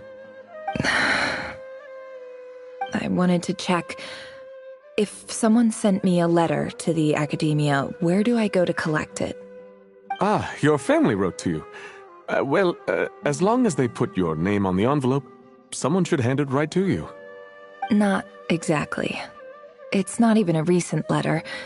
I was just curious where the mail would end up if no one collects it. The House of Dana, I expect. I know there's a box for unclaimed mail somewhere in there, probably sitting on a shelf. Whatever you're looking for, that'd be the place to start.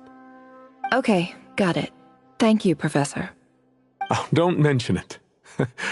Honestly, I feel like I failed you. I'm supposed to be your teacher, but I haven't taught you anything. Hey, don't say that. You're a great teacher, and you do your best for all your students. But the rules are the rules. You're not allowed to teach students like me. It's not just the academia either.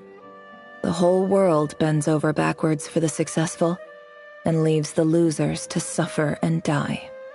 Oh, my dear child. Don't tell me you've given up on life already. I haven't. I just think that if you want to make it in this world, you have to find a way to become successful.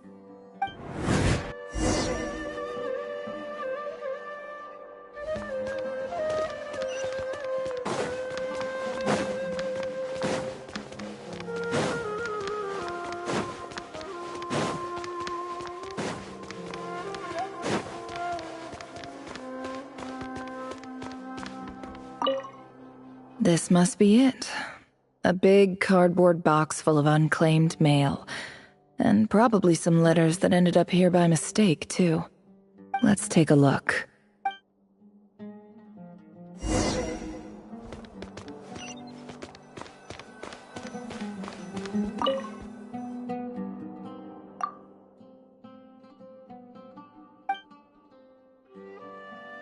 A dilapidation survey from Port Ormos. Looks like it's from a Corps of 30 representative. What a strange thought. A bunch of mercs losing sleep over rundown buildings. This one was never even opened. I guess the recipient didn't care what the Corps of 30 had to say about anything. Who was it addressed to? I don't recognize the name. But it must have been a Kasharawar professor.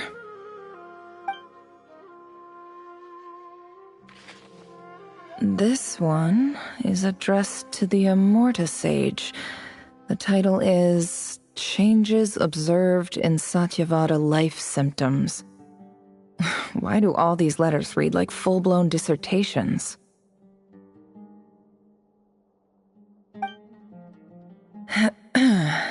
Guided by the incense, we became lost somewhere in the forest.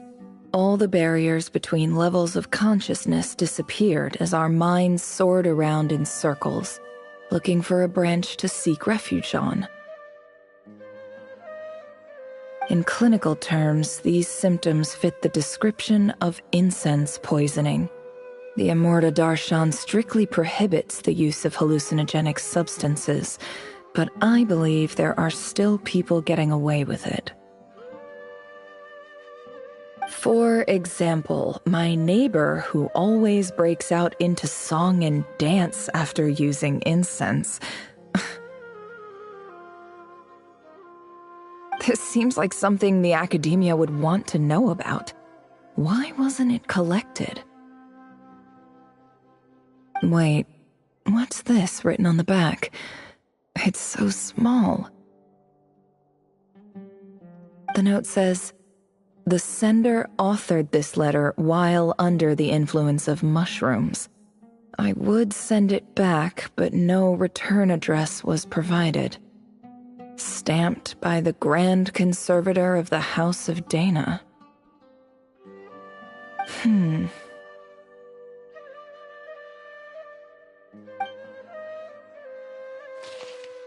This next one is addressed to Grand Sage Azar. A few words of protest regarding recent changes in Sumeru's educational policy. In recent years, the academia has taken on a small number of students from the desert region, as per the policy to this effect. However, it appears to me that these students have not, in fact, been provided with educational opportunities that are, in any meaningful sense, equal to those enjoyed by their peers.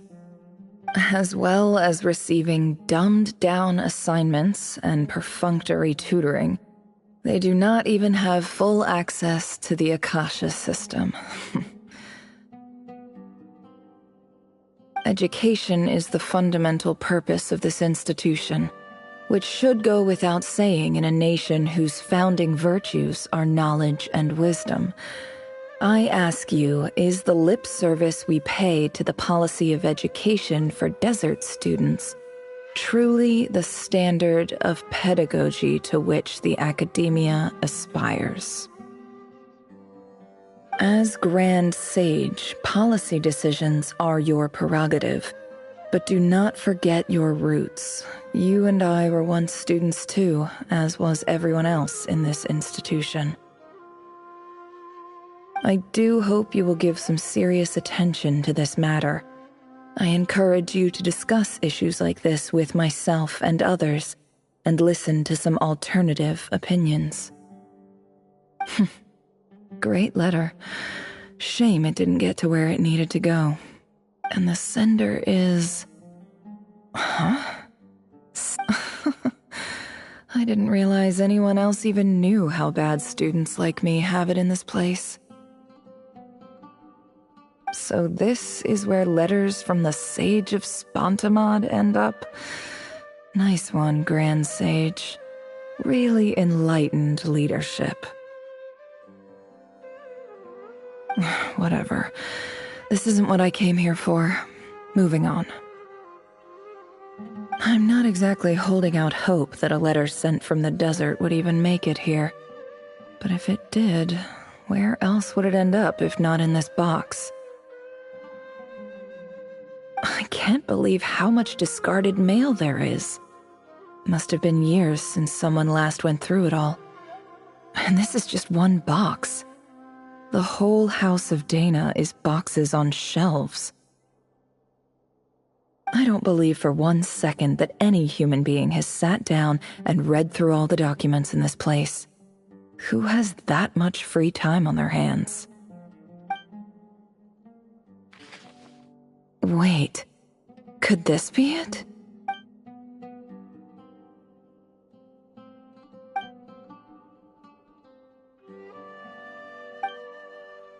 Greetings, Halil. My name is Sinuhe, chief of the Shimti tribe. I was the one who came to you and your colleague's aid when you ran into trouble in the Great Red Sand. I don't know how well you remember it now, but I brought you to safety and gave you some water and other supplies.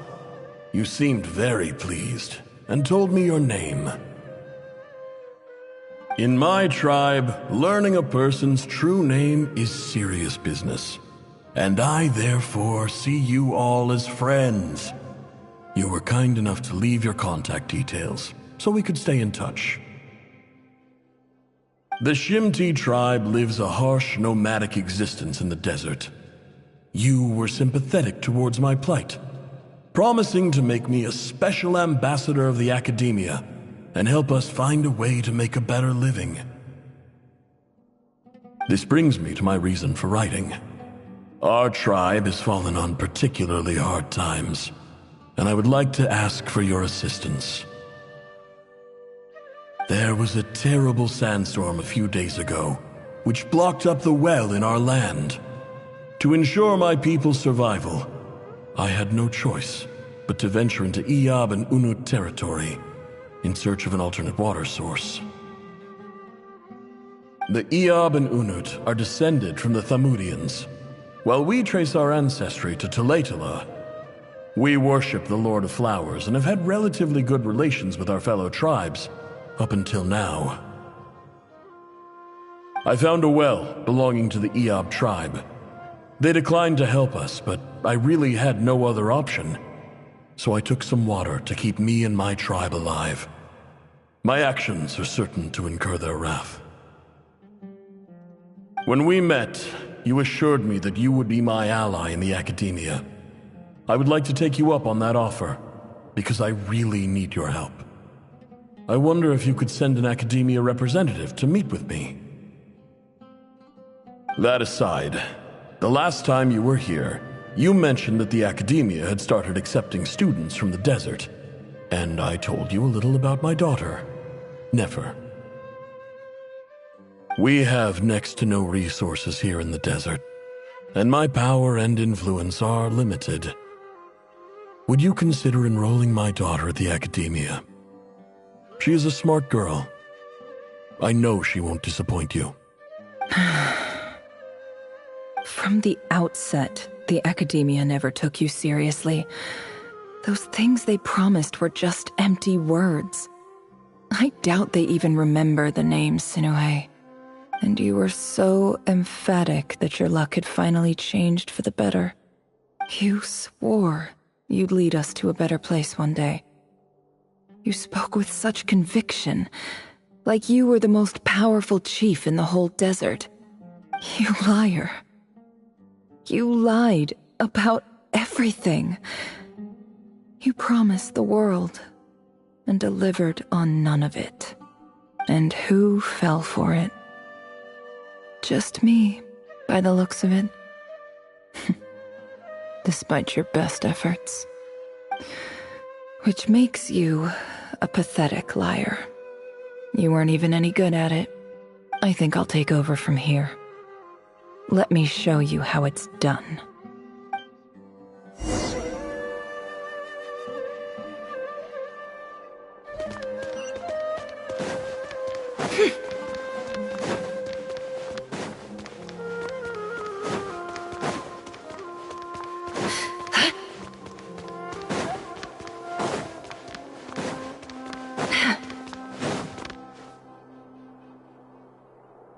I just came to say goodbye. Thanks for everything you've done for me in my time here. Nefer? You packed your bags. Where are you going? I'm quitting. Something's come up in my hometown. Gonna head back and deal with it. Huh? But this was a hard-won opportunity for you. You know that better than I do. It was, but it doesn't matter. I have more important things to deal with, and they can't wait. Oh, and I didn't want to overfill my bags, so I left some incense on your desk.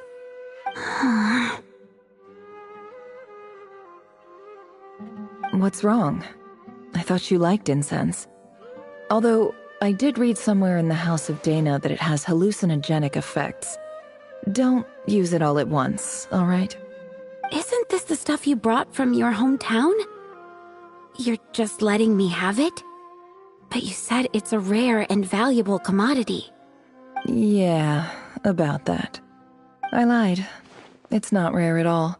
There's this bunch of ruins near my hometown that are practically overgrown with this plant. It's not worth much. Keep it, it's fine. But never... All right, that's all from me. You take care.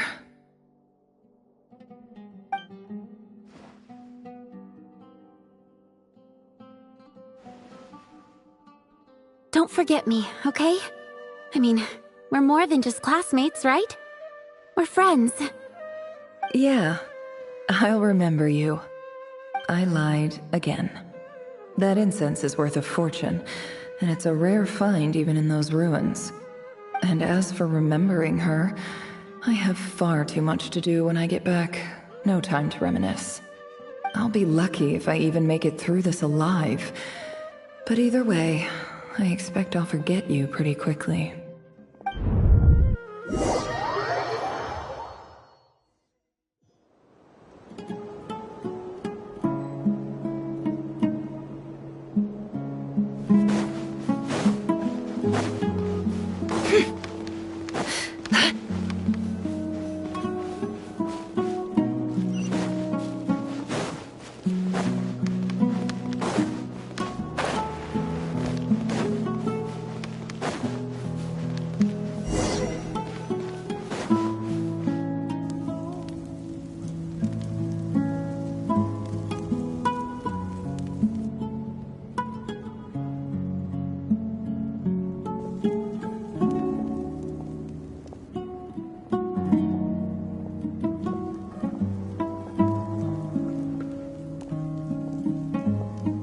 It's a pleasure to meet you, Mr. Arif.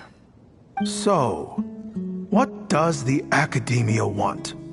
Since they've sent their special ambassador, I assume there's a big business deal to be made.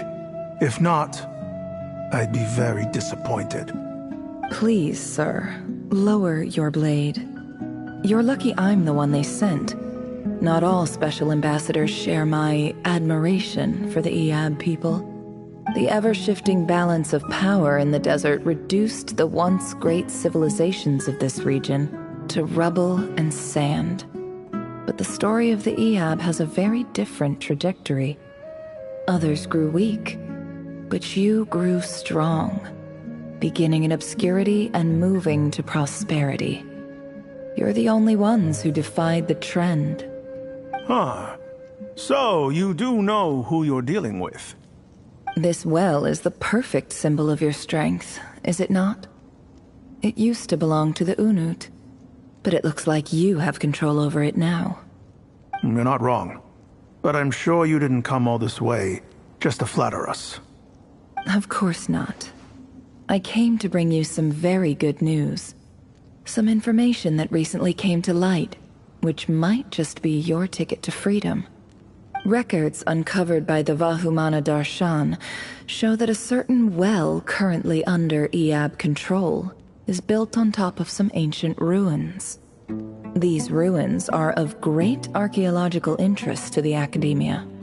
I checked the map carefully on my way over here, and I'm confident that this is the well in question.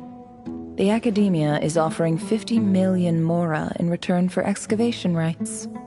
50 million? No, wait.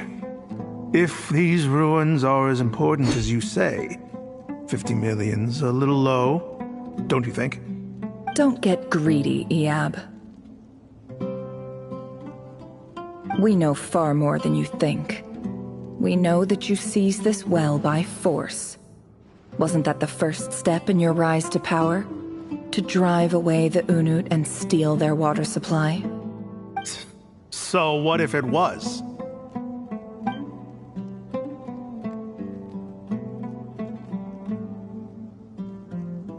Don't worry. As unscrupulous as it was, it's something we're willing to overlook. The Academia is only interested in dealing with the de facto power holders in the region. I hope I am making myself clear. And I hope your words are the truth. If I find out the Academia is trying to play me, I'll hunt down every one of your people and make you watch as I cut their heads off one by one. I assure you, Chief, that would not be in your long-term interests. You don't want to make an enemy of the Academia. You see how I'm dressed, don't you? I appreciate that you've never been to the rainforest, but surely even you recognize an ambassador's attire when you see it. And what does a barbarian like you have to lose anyway? You really think the Sumeru Academia would bother to come all this way just to lie to you? We have more important things to worry about. All right, I take your point. The Academia is the highest authority in the land. I'm sure you're trustworthy people. In that case, we have a deal. We will sell you the excavation rights. I'd like to thank you, Ambassador. This is good news indeed. Excellent news. In fact, it calls for a celebration. Would you do us the honor of staying a while and enjoying some Eab hospitality? Gladly. I am partial to wine myself, and I trust you are as well. So let's indulge in a few drinks together, in celebration of this momentous occasion.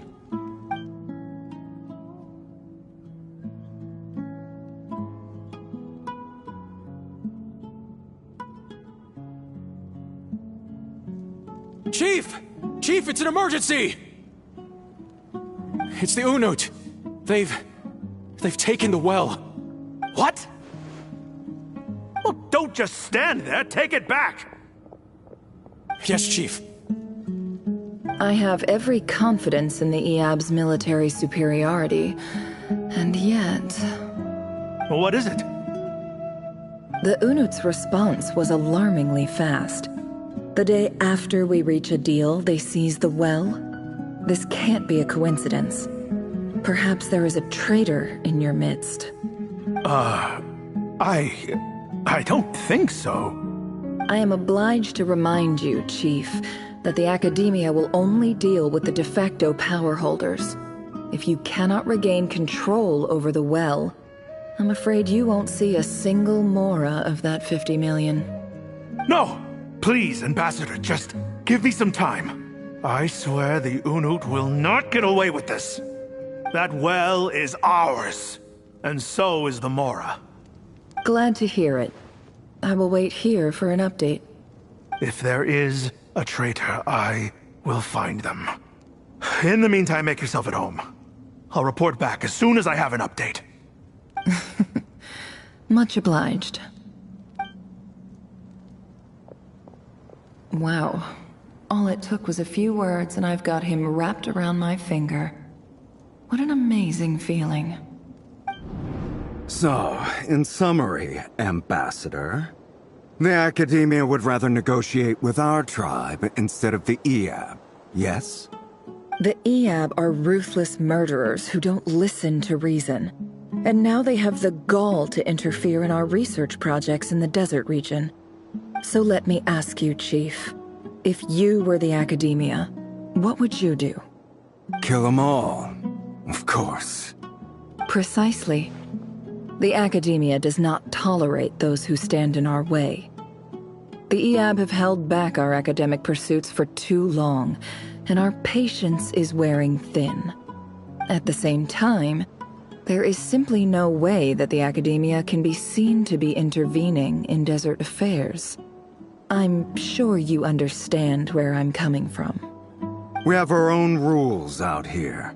If the rainforest dwellers raised arms against a desert tribe, it'd start a bloody war. Right. We can't confront them ourselves, but we can support their enemies. The Unut have always had strained relations with the Eab, which makes you our natural allies. Natural allies. Weren't the Eab your allies once? You were quick to send them after us to protect your interests back when we stole that water. And now look at you. You're at each other's throats. Let me be clear. The Academia wishes to collaborate with the legally recognized rulers of the desert in this matter. We are asking for excavation rights to that well, and our offer is 50 million mora. Say no more. I believe we have an understanding. Good. Then I suggest you get to work. Get us access to that well, and the mora's yours. You see, Dad? Lying is easy when you know how. People will believe anything.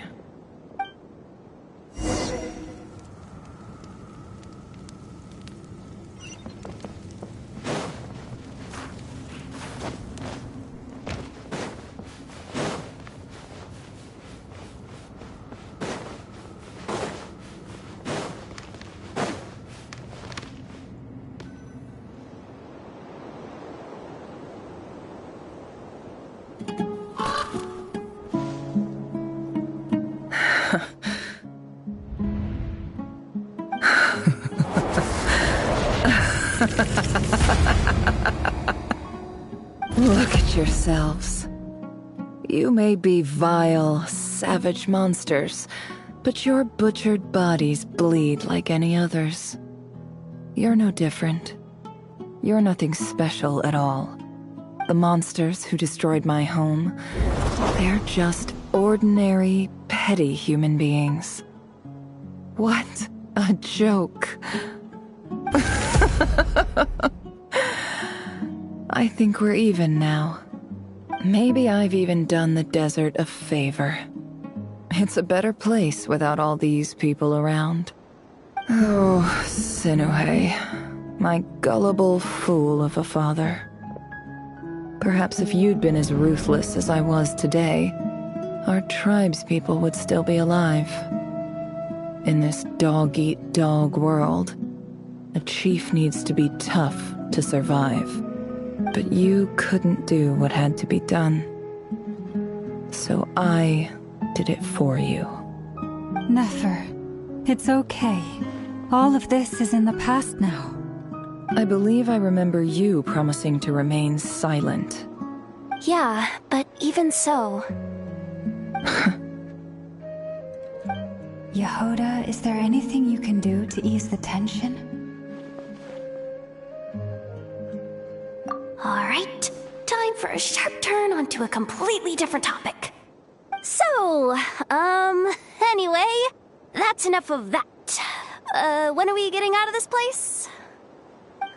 Feels like we've been walking forever. I'm getting pretty tired. Oh, Lauma, you tired? Yes. If we can find somewhere to sit down, I could certainly do with a rest. It's not far now. There should be a temple just up ahead. Yes. Really? A temple? That's where this story ends? I guess that's how things go in the desert. Desert dwellers can never escape their destiny. Or so everyone says. I never wanted to believe it, but looking back now, I'm as desert as they come.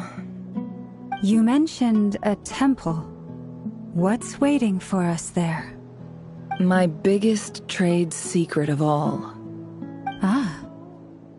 Then I'm guessing it's where you got your power from. The power to peer into other people's minds. I didn't know you were clued up on any other religions. I'm no expert in the history of Sumeru, but since you come from the desert, I would imagine it has something to do with King Deshret. Sounds impressive. Oh, I know who you mean. General Mahamatra Sino. The spirit of Hermanubis dwells within him. That's Boss Neff for ya. She knows everything. Sino's hardly a figure of obscurity, but I know about Sethos too. What about him? Is he a big deal or something? Well, he's not a small deal, let's put it that way. Please, this is the bare-bone basics. Save the flattery. Thanks for your patience, everyone. I'm sure it's been a lot to take in. With any luck, that's our exit just up ahead.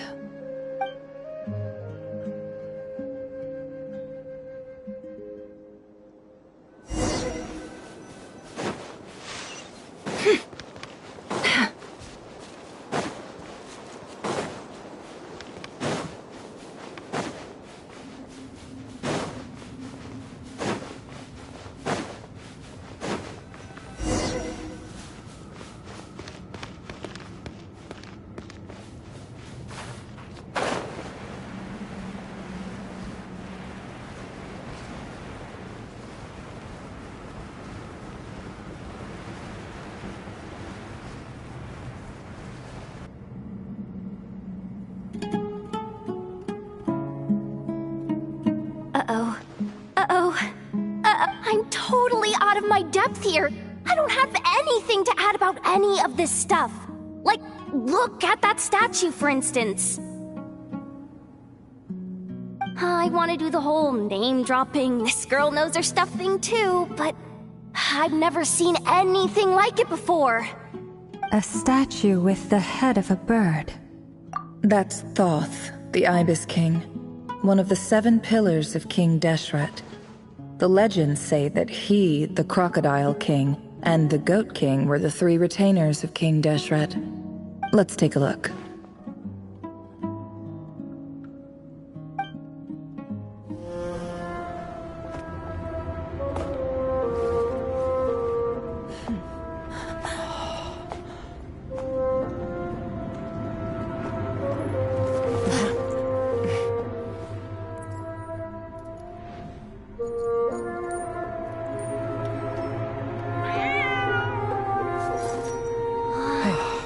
It's just Ashru.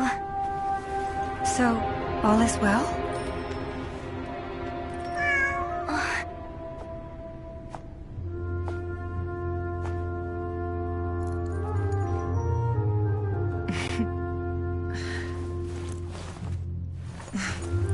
Typically speaking, at this point, the world disintegrates.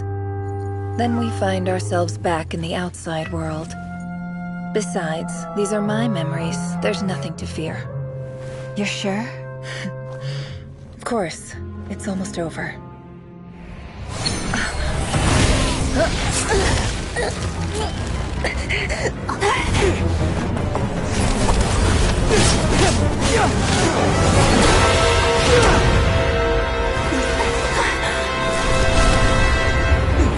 Never! Hey! Hold on!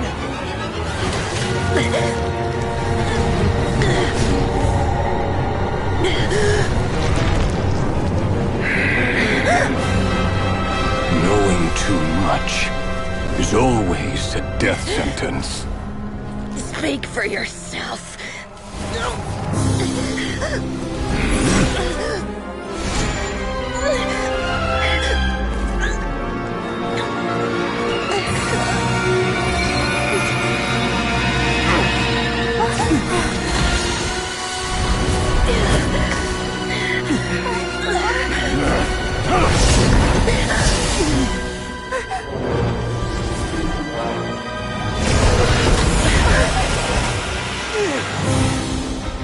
How repulsive.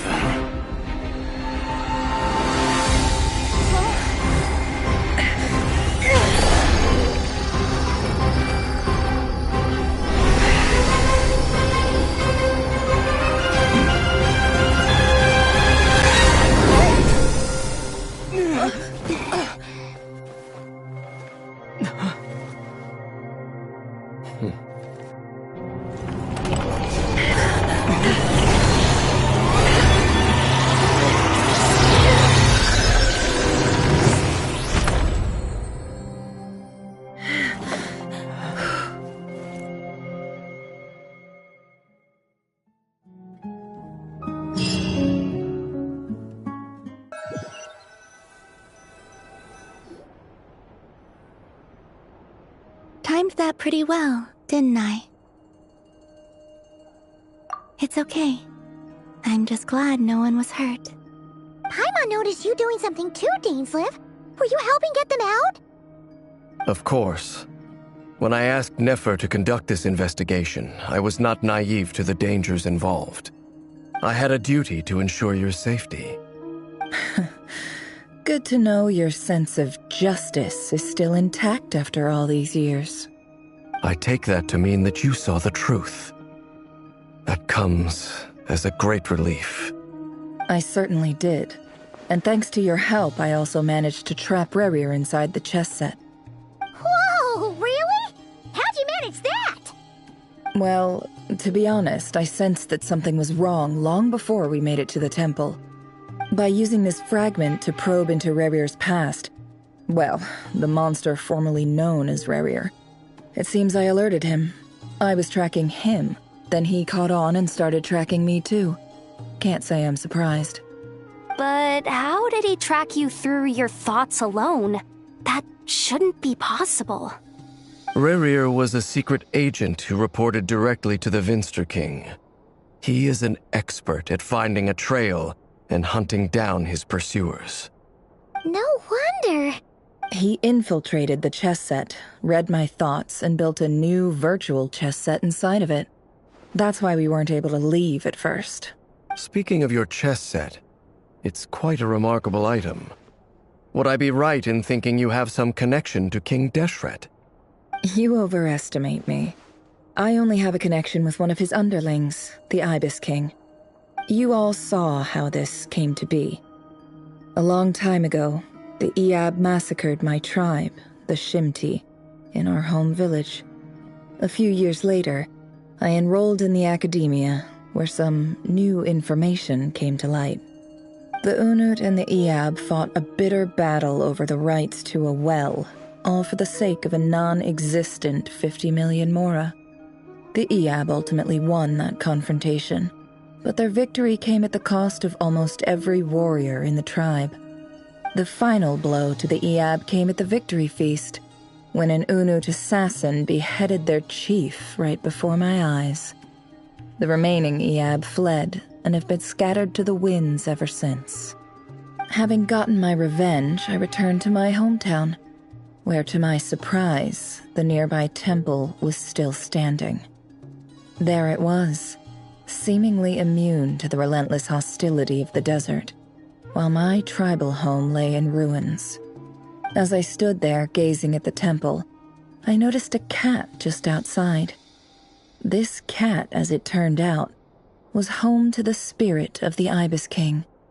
He led me to a gate deep inside the temple, and there he made a deal with me. This chess set is my gift from the Ibis King. The chessboard within is made to the same specifications as the one in the mausoleum of King Deshret, and represents his power of piercing analysis. With this chessboard in its container, I gained a certain ability to perceive hidden secrets. Now, you could conclude that the Ibis King simply wanted to give the people of this world the power to seek the truth, but I don't believe that's the full story. Every god plays favorites. Their hearts are as fickle as any human's, full of secrets, perversions, egotistical tendencies. But precious few gods are willing to admit this. It is the same with all powerful forces, including fate itself. Their gaze falls preferentially upon a select few. As you rightly point out, this is an act of favoritism. If you're alluding to the Abyss, then yes, I agree. Gather the others. It's time to share everything I've learned.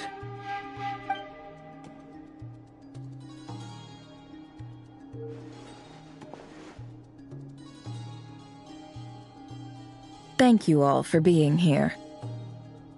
As promised, I did some further investigating into the Reicher of Solnari's background.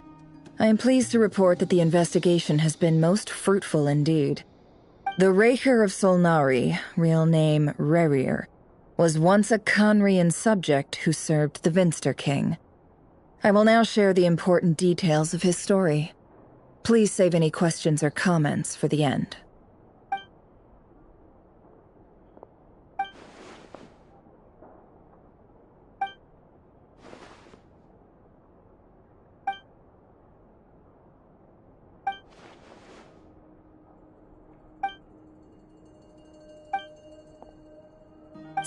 that's why he's so obsessed with the moon.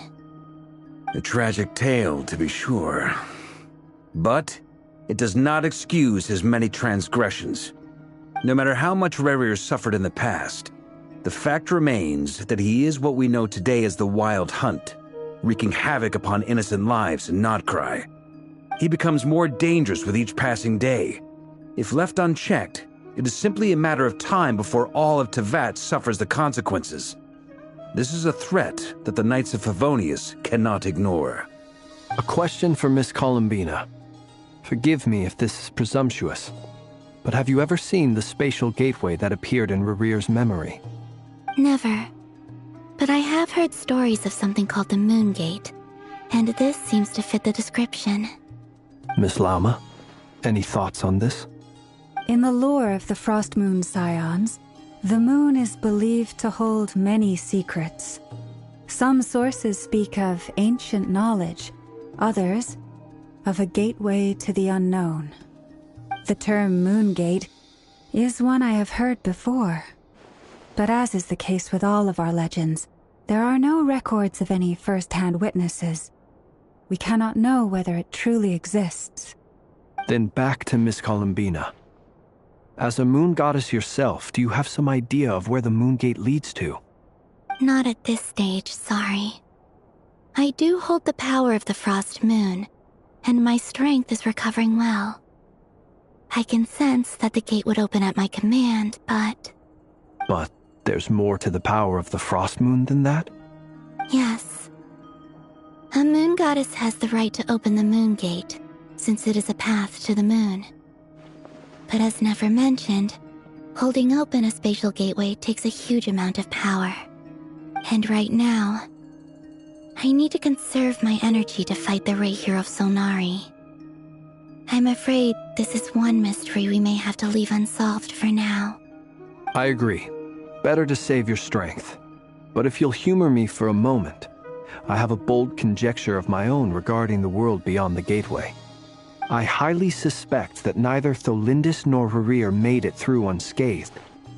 The evidence pointing to this is the fact that the Reir of Solnari exists in the form of countless fragments.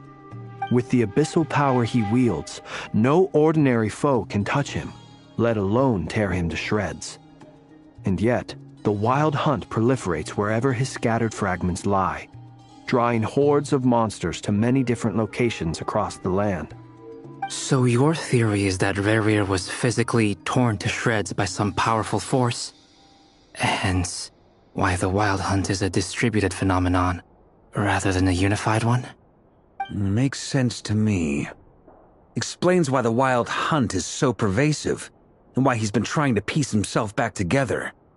He was whole to begin with, and he wants to be whole again. Without the power of the Abyss on his side, he almost certainly would have perished the moment he was torn apart. But the Abyss, much like a curse, has kept him alive. I could not agree more. The power of the Abyss is most surely a curse. It is a compelling explanation, and one that accords with my present understanding of Abyss creatures.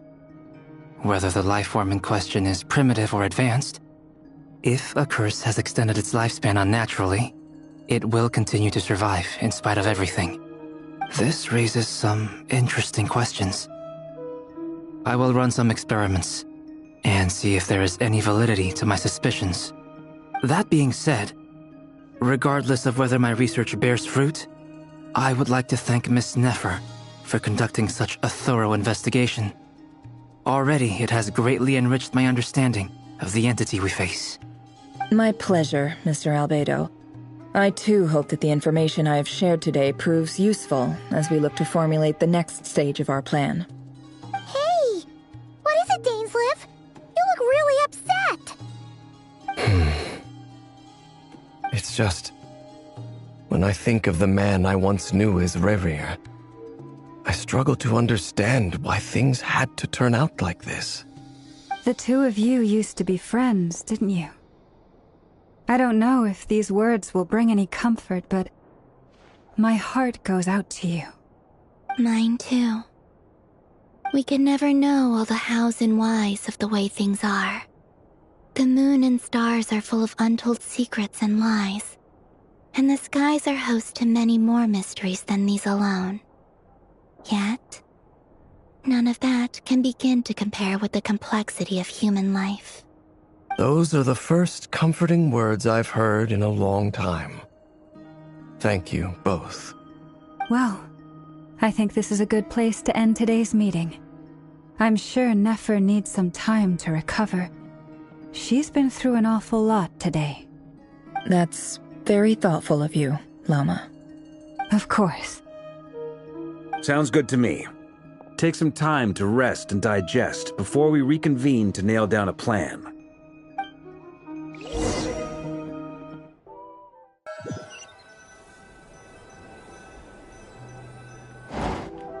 Hey, is this a bad time? Hope I didn't kill the conversation. No need. Come on, let's talk outside.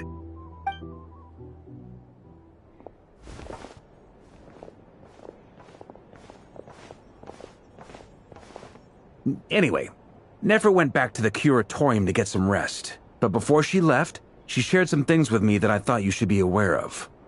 Firstly, although she managed to trap the Raker of Solnari inside her chess set, there's no guarantee that the power of the Ibis King is any match for one of the 5 sinners. Their powers are beyond our comprehension. It's only a matter of time before he finds a way to break out. We have to come up with a plan and take care of him before that happens. Honestly, my mom figured that might be the case. So, how long have we got? Well, I asked her that same question.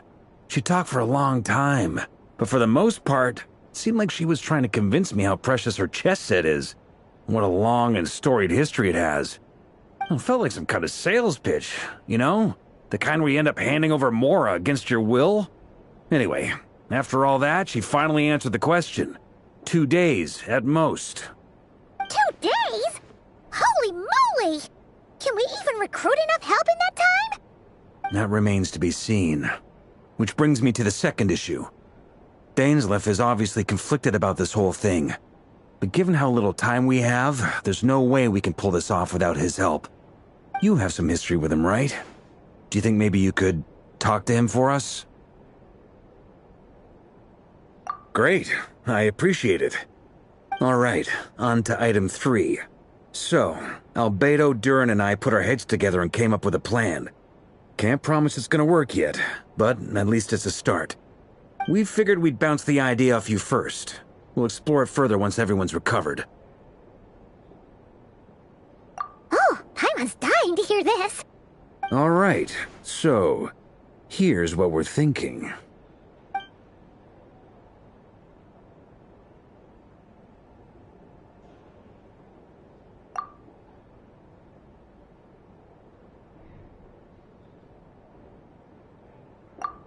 We felt a little uneasy about roping you into this. I mean, firstly, you're not locals, and secondly, none of us are your boss. You're well within your rights to refuse if you so choose. Roping us in? Why would you even say that? We know the stakes here. It's all of us against the Rayher of Solnari, or none of us stand a chance. I choose my words very intentionally, I'll have you know. I like to think there's an art to striking a down-to-earth tone even when the stakes are through the roof. Sir Varka, I have a few thoughts about this plan. I'm all ears. I think we can be more flexible with how the roles are allocated. In my view, the most sensible lineup would be like this.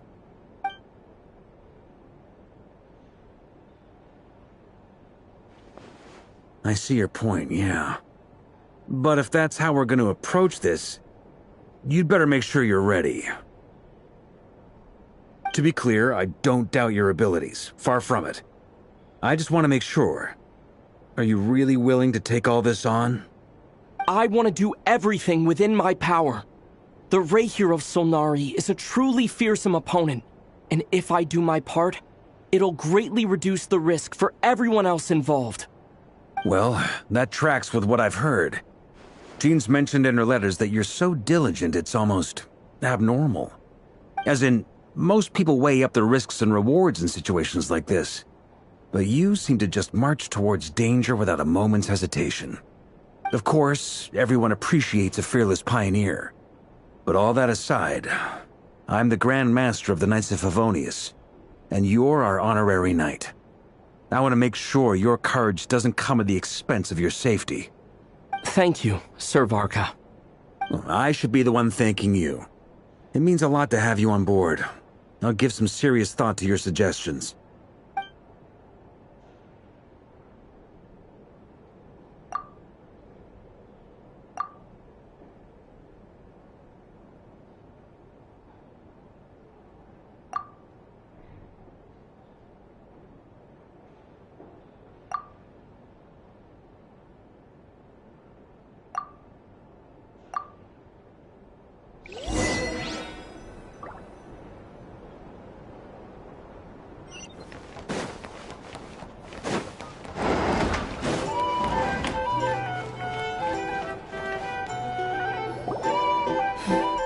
This is a thorough plan, but I do have one last question before we take action. How can we be sure that our enemy won't leave the designated area? Great question. Albedo's been hard at work analyzing Rerir and the Wild Hunt's behavioral patterns. His conclusions are as follows. Firstly, from the earliest known confrontation until now, Rerir has never displayed any ability to manipulate the dimension of space. So it's unlikely he has any power in that domain. Secondly, he seems to have a particularly strong vendetta against our group. If we put him in a fight-or-flight situation, he'll choose to fight every time. Thirdly, finally, and most importantly, he is consumed by hatred, both for the moon and for his enemies. Turns out, we tick both of those boxes. We have a reincarnated moon in our ranks, and a spy who accessed his private memories without permission. He'll be baying for blood, not looking to escape. As someone who's had their fair share of interactions with the Wild Hunt, those all seem like valid observations to me. Understood. Then I will defer to the verdict of the group. Well, everyone, that's the plan in full detail. Albedo and Durin are carrying out their part as we speak. Plan approved. Scheduling. Okay, any firepower you need, I got you covered. Let's light this baby up. The Frost Moon Scions are behind you as well. And the rest of you?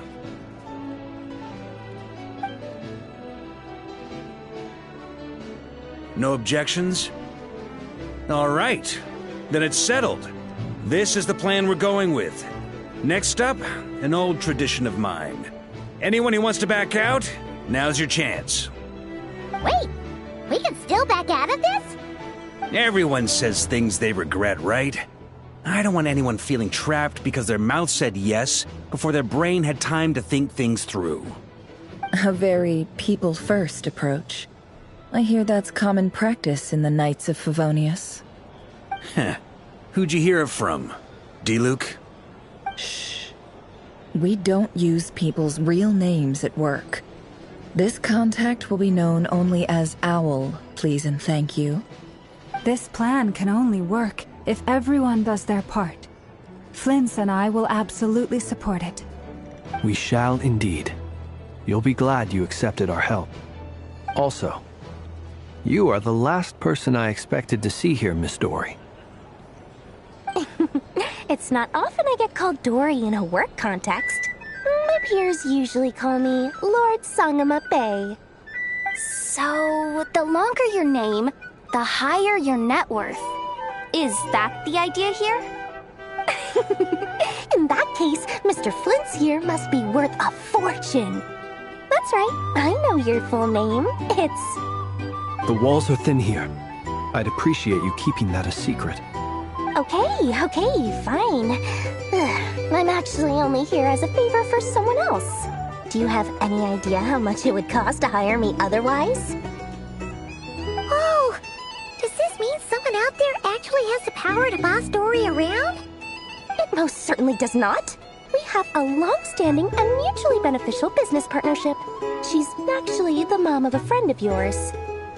Said mom supplied me with a great little trinket, but now that lady's ruined everything. If I don't start building a little goodwill now, my whole business in Notcry is gonna go down the drain! Okay. So what exactly is so special about this pendant? It's a lucky charm that a great mage made for me. We have a business relationship, and she was worried that something bad might happen to me. So, she wanted me to have something that can store power to protect myself with. I finally got it all fully charged up with Kovaki, and then never went and used it all up at once! Never lost so big in my life! You're right. It was all my fault. I didn't mean to drain all the Kuvaki in the pendant, but I'll make it up to you. You will? Well, in that case, how about you give me your chess set, and we call it even? I knew you'd say that. Well, it's yours if you want it. In fact, take it now, and I'll even throw in a free Raker of Solnari. Deal? You're putting me in a difficult position here. It's a very useful thing to have around, but I have a funny feeling it won't be around much longer. I guess we'll see in a couple of days. Looks like bankruptcy for me. Hey, don't be so pessimistic. See this through and you never know. You might find a new business opportunity on the other side.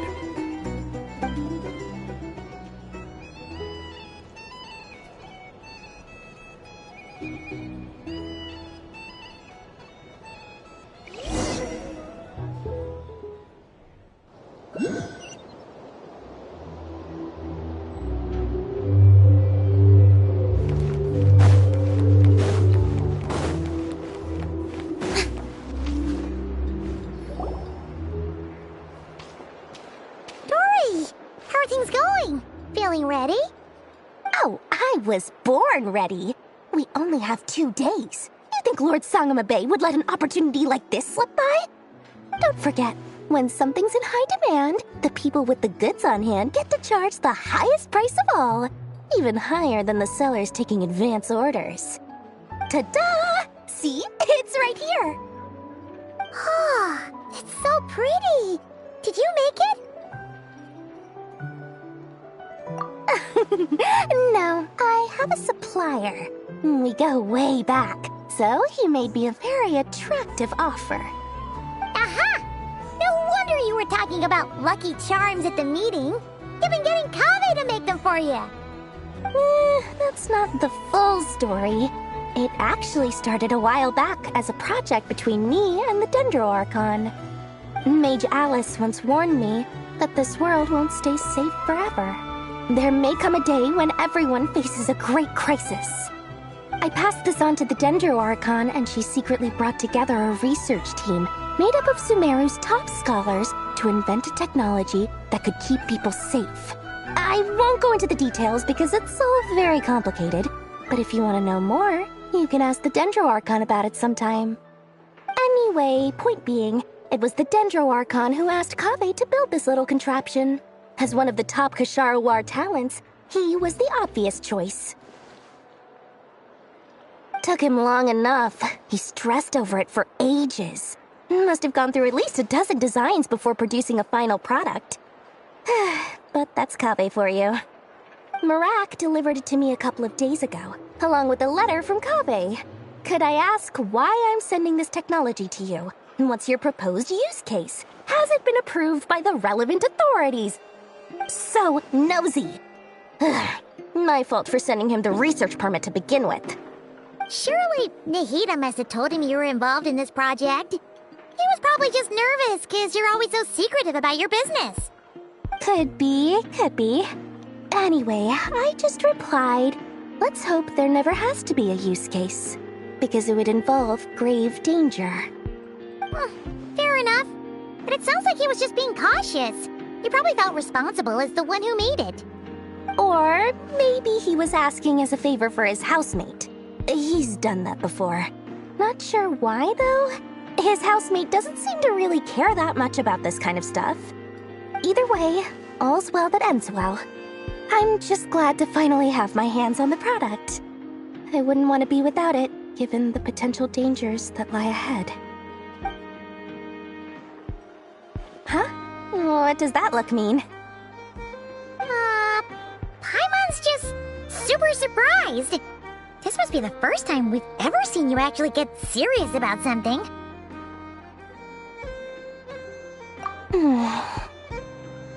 Well, a long time ago, I made a promise to myself.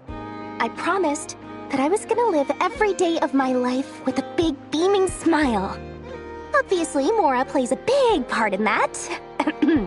But there are always gonna be times in life when you have to give something back. That could mean paying back a debt, returning a favor, or showing some kindness. Alice has been a huge help to me over the years. She was the first investor I ever had. And I want my investors to know that Lord Sangama Bay is the best in the business. And more than that, no one knows what the future will bring. Whatever happens, I want to make sure the Dendro Archon and all of Sumeru is prepared to face whatever comes.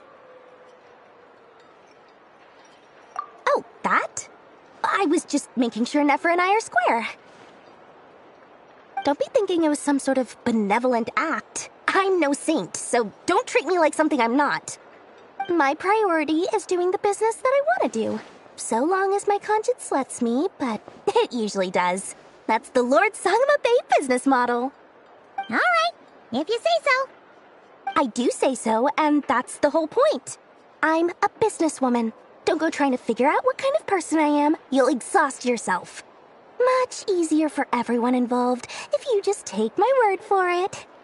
Oh, and could you two help me get this stuff where it needs to be? Thanks so much. You're my favorite assistants.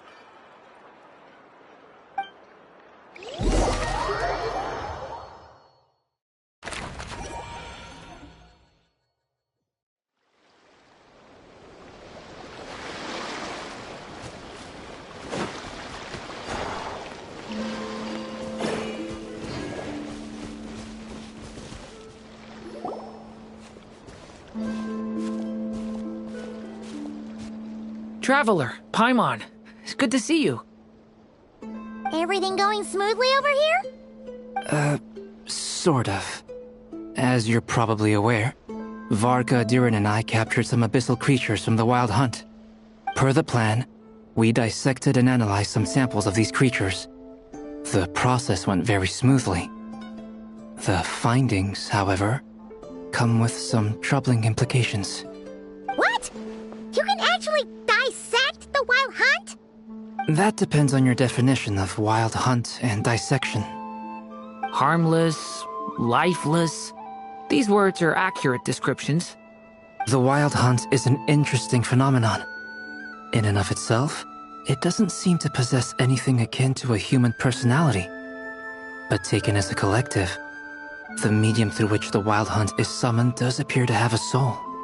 Master griped a lot about the wise Horoptatyr, and seemed somewhat fascinated with the foul Certology. But she barely mentioned Rerir at all. I don't think that was because of his lower social standing, though. Anyway, it's a pity. I should like to hear her thoughts on the nature of the lifeform he has become today. It's a strange mix. The furious energy of an abyssal being channeled through a fractured physical existence. A consequence of being torn apart by an unknown power. Perhaps the only explanation for his survival in this state is that he sacrificed a degree of individuality in exchange for a continued existence. Oh, sorry. Once I get talking about interesting research, I have a tendency to go on indefinitely. Back to our research findings. Essentially, they confirm my hypothesis. Rerir's corpse is completely contaminated by the Abyss, and the effects are irreversible. You could think of this as Rerir in mutated form. But in my view, even that would be inaccurate. In reality, his whole being has been consumed by the Abyss. In other words, he is now nothing more than a manifestation of abyssal power. Unfortunately, at present, we have no means of completely eradicating abyssal power. Hence, we cannot fundamentally destroy the Rayhir of Solnari either. Oh, that's terrible news!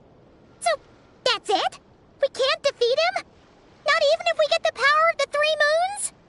Miss Columbina's situation is a difficult one.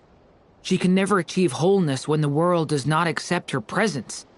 It's as if her creator banished her to a place she can never be accepted.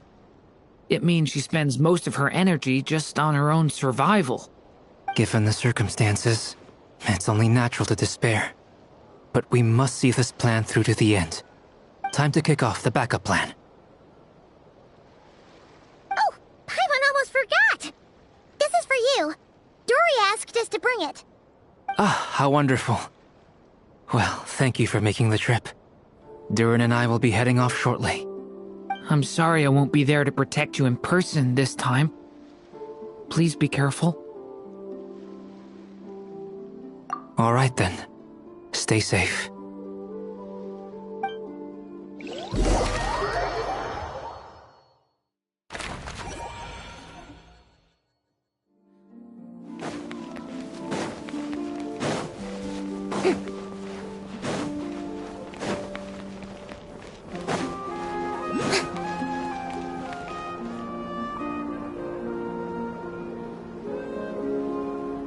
Miss Lauma, is everyone here?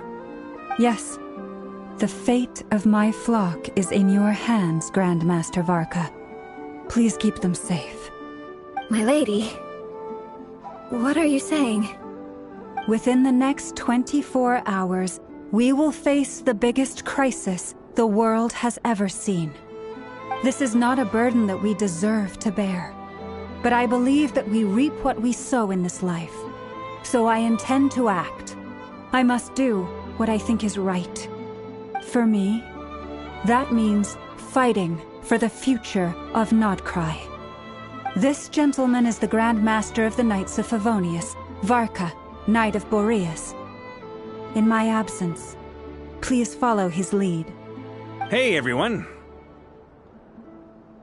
Guess I should introduce myself. Well, to start with, I know my way around a battlefield. Biggest strengths are honesty and hard-workingness. Anyway, point is, I don't intend to let Lauma down. I'm gonna do everything in my power to keep every last one of you safe and sound.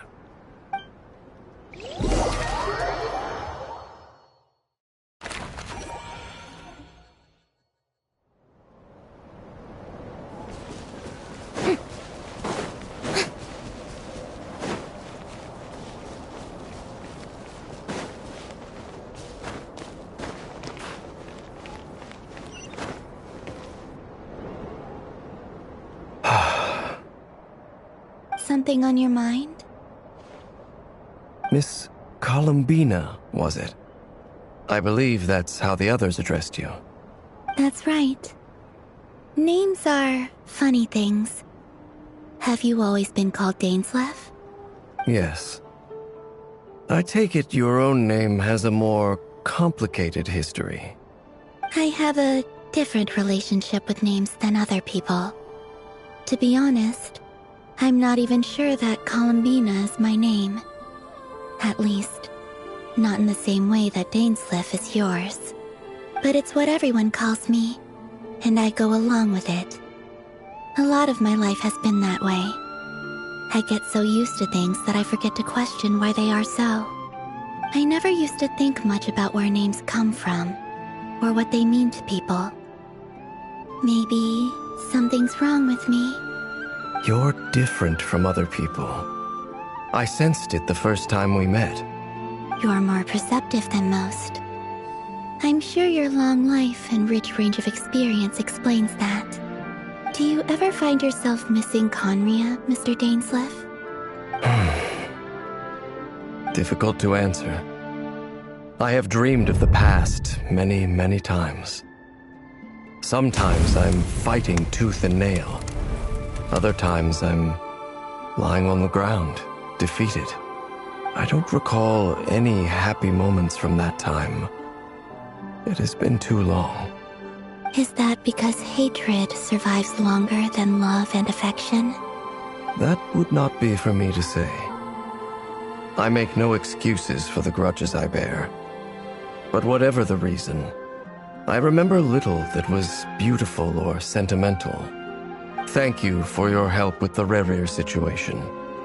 Without your efforts, I never could have learned the hidden truth of his story. You're welcome. I know he's your friend. Friend? He betrayed me. And I never really understood what he was going through in life. Some friendship, that is. Okay. So, do you plan to fight him with us? You see, you're torn. Now you know what really happened. You see the things he's done in a new light. I need some time. Of course. I completely understand. Anyone else in your position would feel conflicted too. Actually, I went through something similar myself recently. Something happened that changed my perspective on a situation. A situation I took for granted at the time, but now I feel very grateful for it. You mean the Harbingers who still support you, even though you've left the Fatui? Yes. I always thought they were only helping me because Harbingers are forced to work together. But then I abandoned them. A warrant was even put out for my arrest. And even now, they still support me. Which means I was wrong about them all along. Clearly, they view you as a friend. I feel a little guilty now. I regret not seeing her help for what it was, and not treasuring it. I see the guilt that you're feeling now, because I feel it too. Hopefully, talking about it will do us both some good. Have you noticed that the Traveler and Paimon are over there? I think they've been listening. Huh. Shall we say hello? Sure. Hello. Ah! They caught us!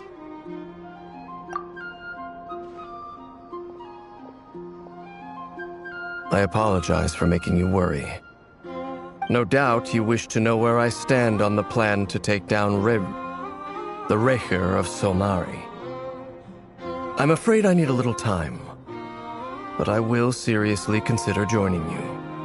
You will? Oh, thank you so much! Everyone will be so grateful to hear that! They needn't be. This was something that I was going to have to face up to eventually. That doesn't matter to them. They're grateful to you regardless. You can't control their gratitude, so just accept it. And then, have a think about whether you're willing to join us.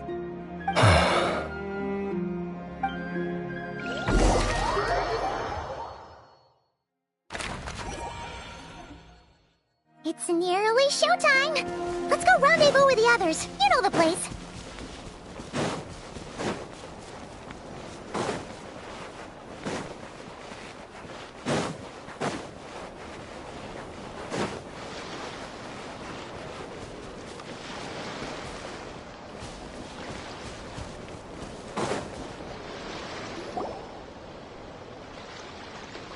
Ah, you're earlier than I expected. Hey, Flint's! Been waiting here long? Not too long. I came a little early so I'd have some time to think. Are you nervous about the battle? Quite the opposite. I'm reminiscing on my past battles. When I was awakened by the Ratniki, I had not touched a weapon in many years. I felt like the battlefield was not where I belonged.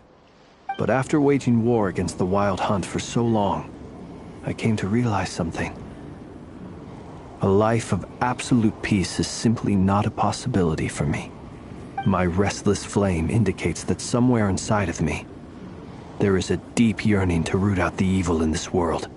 Oh, that doesn't sound like such a bad thing. Well, in the past, when I was a Fae whose primary concern was hibernation, it was hardly ideal. But it certainly serves me well here in the present. And I am delighted to be able to join forces with you in this endeavor. Looks like I'm not the first to arrive. Ah, Miss Lauma. Did you sleep okay last night? I struggled to settle down at first, because of the nerves. But don't worry. I got enough sleep in the end. I'll be just fine. Please, I'm just doing my part. Never! Over here! Aino asked me to relay a message. She said Nefa will be on high alert and keep a close watch over all secondary districts where defense is required, providing support as necessary. Meanwhile, Aino herself will provide range support to us directly, using her latest invention. Excellent. My thanks to all involved. The chess set's looking a little unstable. It won't hold him much longer. We should be prepared to engage at a moment's notice. No sense sitting around waiting. Let's make the first move while we still have the option. I agree. Paimon, find a safe hiding place. Got it! Be careful, Traveler! I will.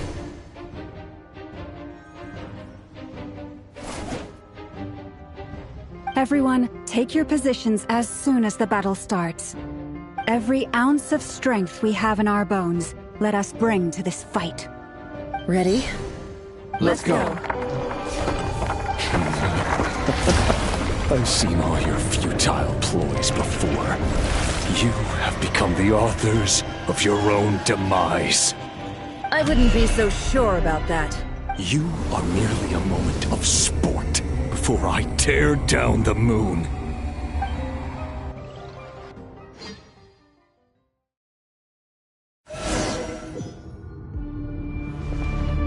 Stay on your toes. Yep, you too. Let me help you guys. Eat this! The moonlight betrays you. Move. Leave this place. Close your eyes. Observe. Do you fear the dark? Be silent.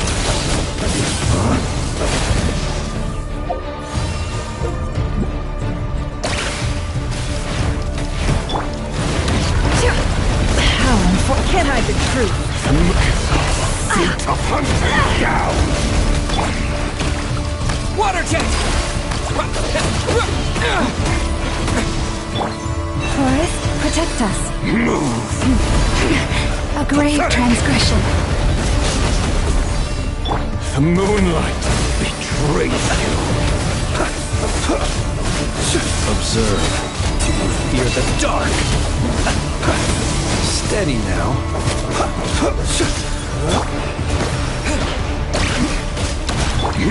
Poor lost lamb. Hunt him down. It all falls into place. The mystery unravels. It all adds up. Shit. It all falls into place. The moonlight. Protect us. Fly the frost man forward. Stay your hand.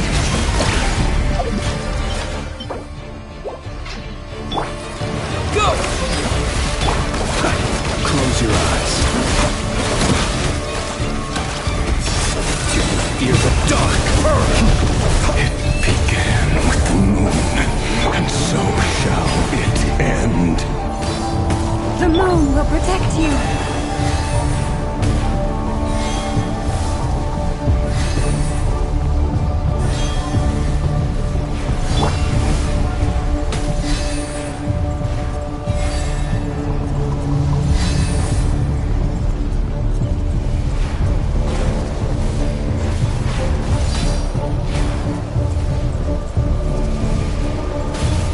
The moonlight betrays you.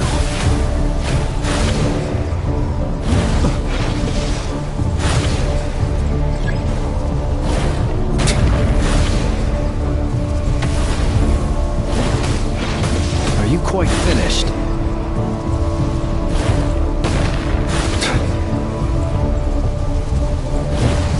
Do you see now?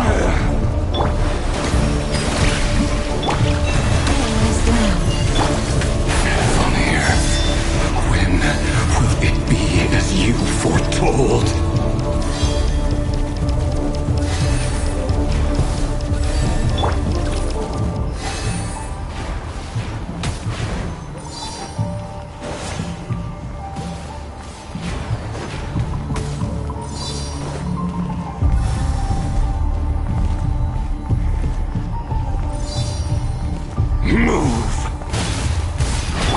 moonlight betrays you.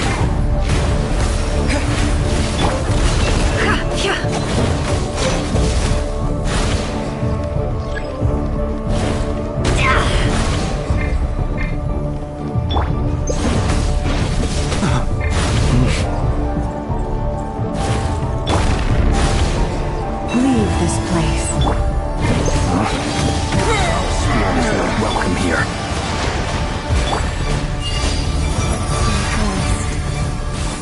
Observe. The long sleep beckons. Close your eyes. Night falls. Are you quite finished? Move! Moonlight betrays you. Poor lost lamb.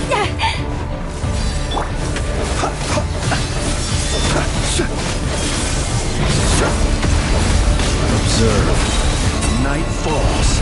It's all futile.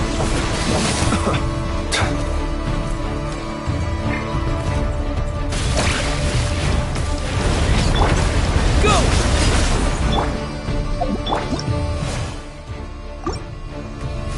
Move! Forest, protect us. Water jet! Can't hide the truth. Seek within. Technical clearance.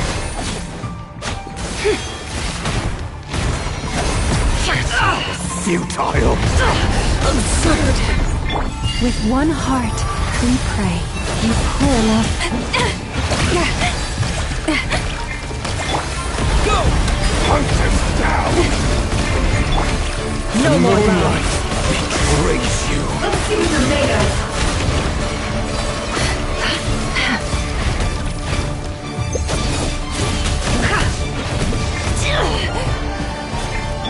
Move! Water jet! Be silent. Pathetic! Do you fear the dark? Moonlight! Your little game of heroics is over.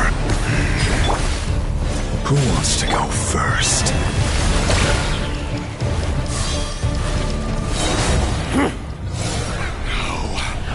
Get out of my sight! No! We've been Death is within separated! my grasp! You okay? Never! Where are the others? Stuck outside the barrier. I guess it really doesn't like us.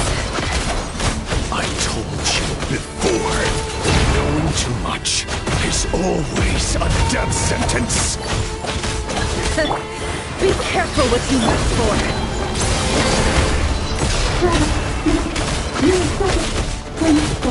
Velma! Can you hear me? Silence. The voices are gone.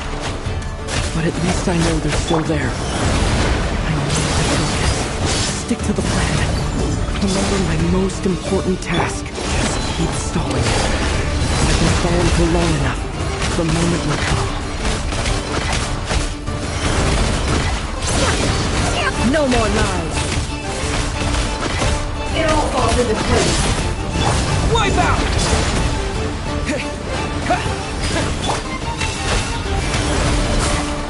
Let's see the native. The deception ends here. Yeah!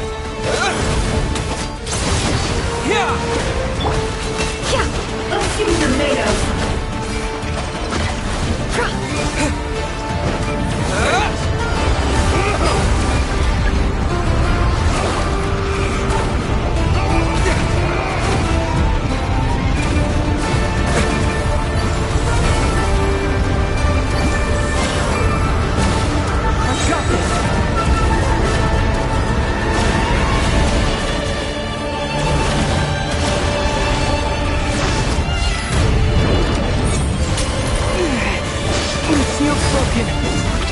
Keep this up!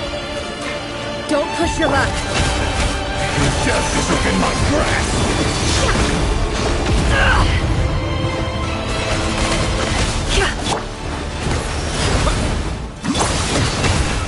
Can't hide the truth.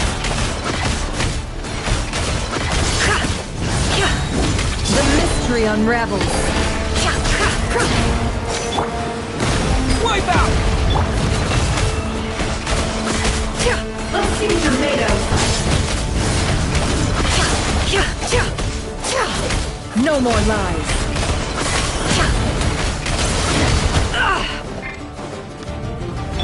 Water jet! Yeah, bombs away! It all adds up.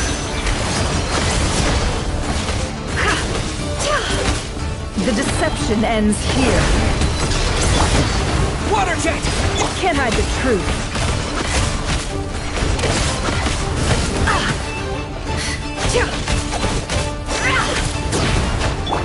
Go! Yeah! It all falls into place. It all falls into place.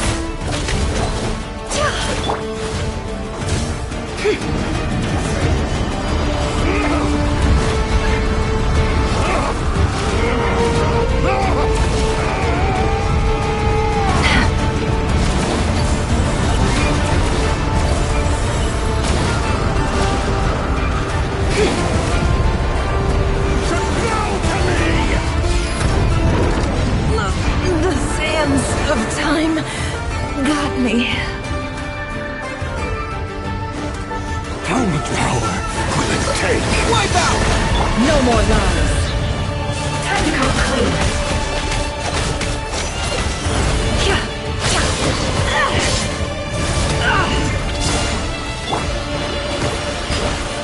The mystery unravels. How it all adds up.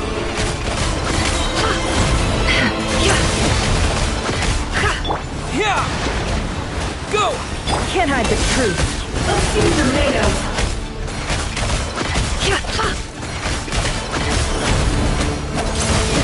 Seek within. Water jet! No more lies. Destroyed and reborn. How unfortunate. Go! Wipe out! Can't hide the truth. The mystery unravels.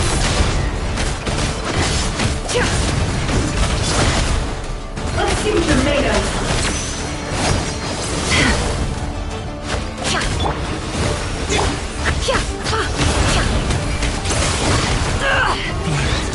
Let's see tomatoes.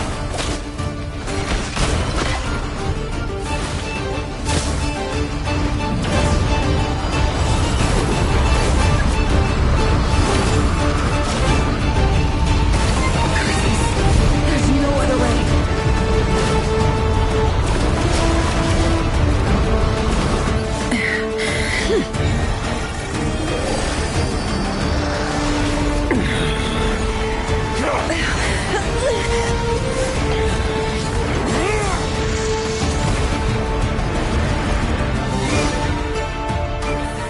The only way to defeat Rarer is to borrow his own power.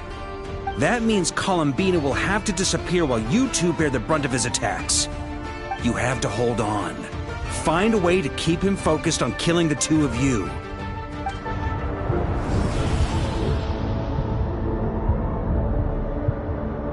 Never. Your eyes are bleeding.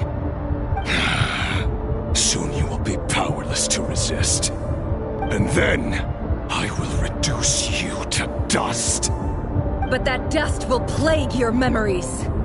Come on, keep holding on. Any other tricks up your sleeve? Let's see them. As entertaining as they are. You've backed yourself into a corner. You don't fool me. I see your fear clear as day. I have to stoke his rage. Make him unleash everything. You fear what you could never defeat. You fear the thought of never being able to save your beloved. You cannot win the fight against fate, Rarir. Is that what you think? Well, now it's your turn to feel afraid! You fear the sound of your own name? Is it us you hate? Or is it what you've become? Let's see what becomes of you!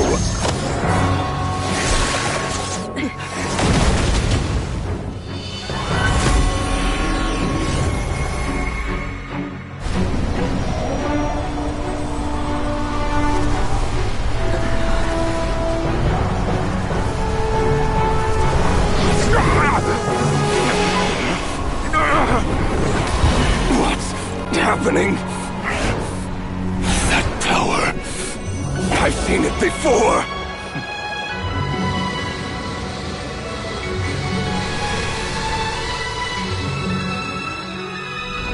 His power is on another level. We'll need to use an alchemical array to convert his power into a usable form. Then quickly channel it into Columbina, rendering her powerful enough to compete with him. I'll join you. I can help. If I release enough abyssal energy into a confined space, it'll create a potential difference, allowing us to extract a huge amount of elemental energy. Next, I'll synchronize with everyone's minds using Pyro, then give you temporary access to their abilities and fields of view. But it won't last long. Can you see? Well enough. So, we have a student of Gold Rhine-Daughter in our midst! How about that?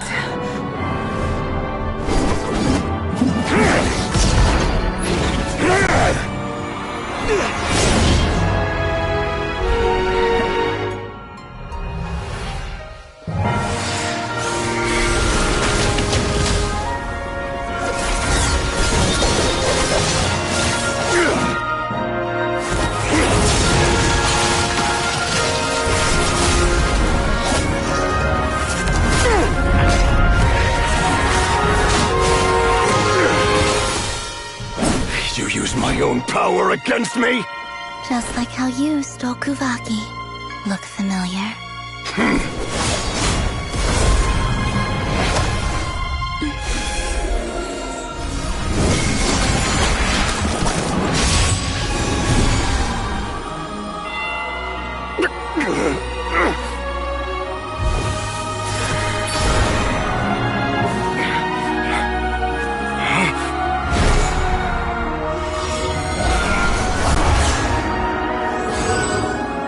Don't you realize? You don't have the power to hold that gate open! I don't, but someone else does.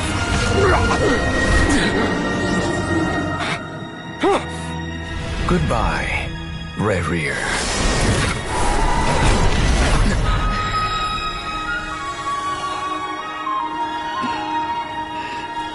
We won.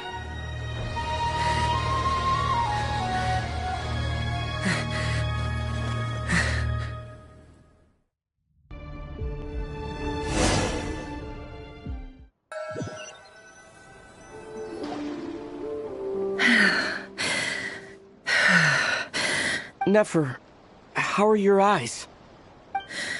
They're fine. Apart from the blindness, of course. It's not too late. Let me handle it.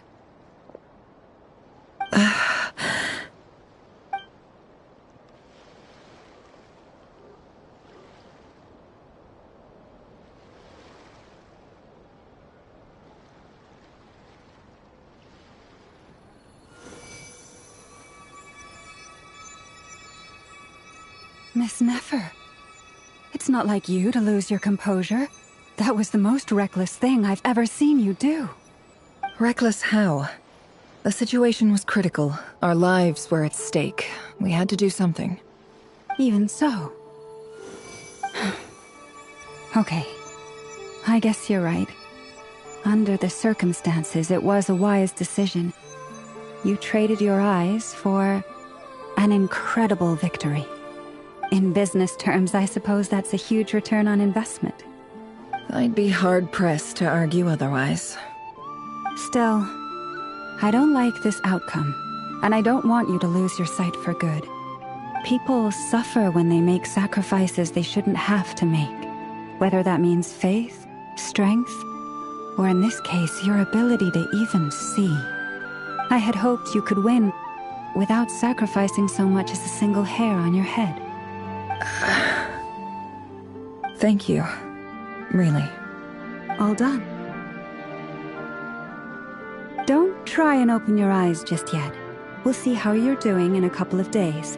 Until then, please follow your recovery plan to the letter. I'll send full details through Yehoda. For now, just get yourself home, relax, and rest. My dear friends, we have fought bravely and achieved a spectacular victory. A dark cloud has been lifted from the skies of Nodcry. All in this land will be grateful for what you have done. The moon will remember this day. Thank you both.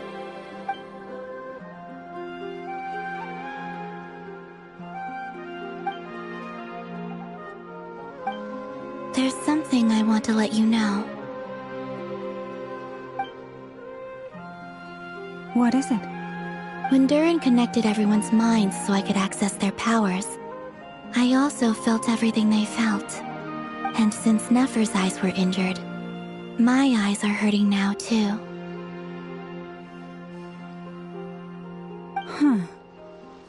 Hold on. Let me try. I only feel the pain. There's no actual damage. I just thought I should tell you. You're right. There's no damage.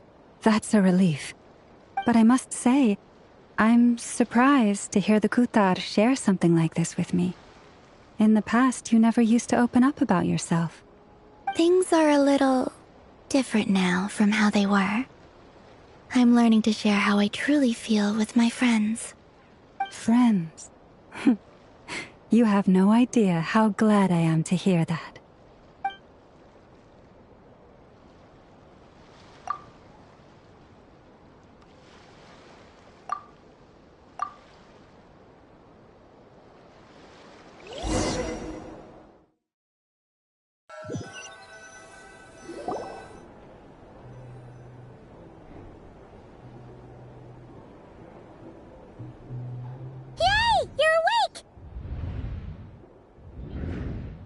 How are you feeling?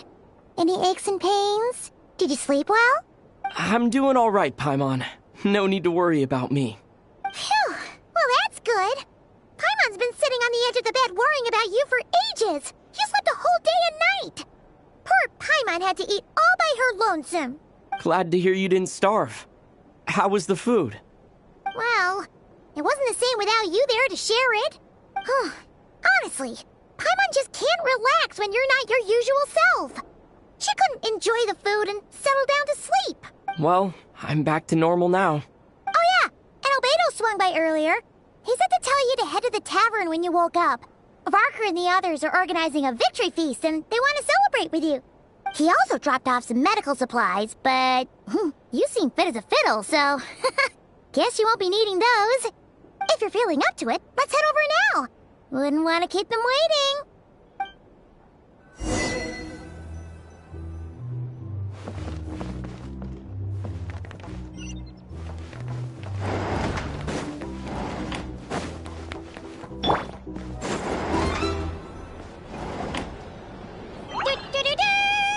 We're here! Oh, Traveler and Paimon! Perfect timing! We were literally just saying how there's no way we're holding this victory feast without you any longer, and we would have postponed it till tomorrow. How are you feeling today? Much better. Thanks. Don't worry about me. Relieved to hear it. If that changes, just let me know. Happy to check you over at any time. Yep, we're here for you. Anything you need, just let us know. Oh wait, where's Nefer? How are her eyes doing? Nefer's right over there. I'm sure she'd love to catch up with you.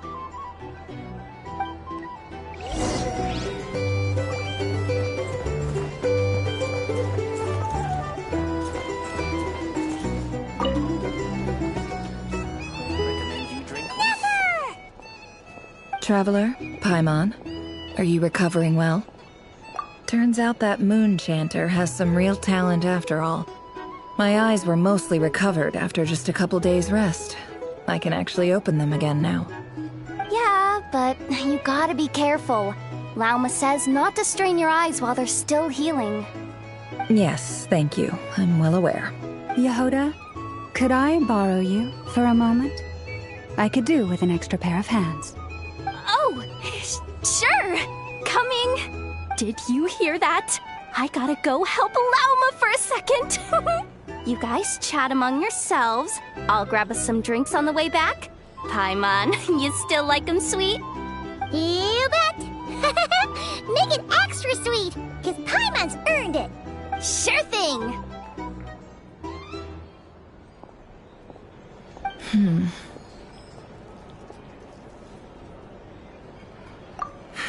The Raker of Solnari. Kind of a snake, don't you think? No, definitely a snake. A poisonous one who spewed his venomous hatred everywhere. Anyone who seeks revenge out of hatred for other people has become a snake. That's something my dad used to say. Perhaps. I'm sure it sounds like a very wise and open-hearted perspective to your ears. But me? I think hatred is a perfectly justifiable emotion. What else is left when everything you depended on in life gets stripped away? Something's gotta fuel that drive to keep on living. If you're worried about me, you can nip that in the bud. I'm not someone who gets stuck in the past. It's just... I suddenly feel like I was wrong to call my father a liar. He was just a fool. That's why the Academia turned their back on him, and why the other tribes ganged up on him. Oh, Father. How much better things could have been if you were a skilled liar. Look at the Ibis King. Thoth is a fiendishly cunning liar. And yet, strangely, he feels more like a father to me than my real dad ever was. He's never brought it up, but I'd bet he feels the same way. Why else would he give me the power to perceive the truth, while at the same time training me in the art of deception? Well, King Deshret banished him to Aru, which is essentially a prison, and posed 3 questions to him. He promised that he'd have his freedom if he could find the answers. His response was to take on a physical form and approach me, hoping that I could become his envoy and search for one of the answers on his behalf. Did he really think I'd fall for that? He's stuck there. He can't make me return what he gave to me. So that's enough for you to decide he's nice, is it? He's a prisoner, and he was scared.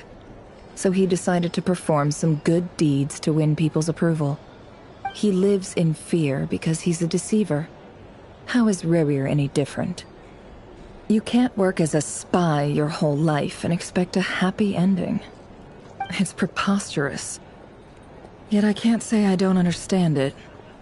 Liars live in the darkness of their own making, but it's still human nature to want to go on living.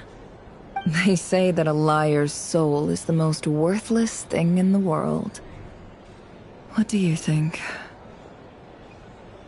Good. If you understand that, it means you're smart, and you see things objectively. If you ask me, the soul of a liar really is worth nothing, because all they care about is themselves. For example, when something good falls into my lap, I don't go sharing the news around. Stops other people trying to steal it from me.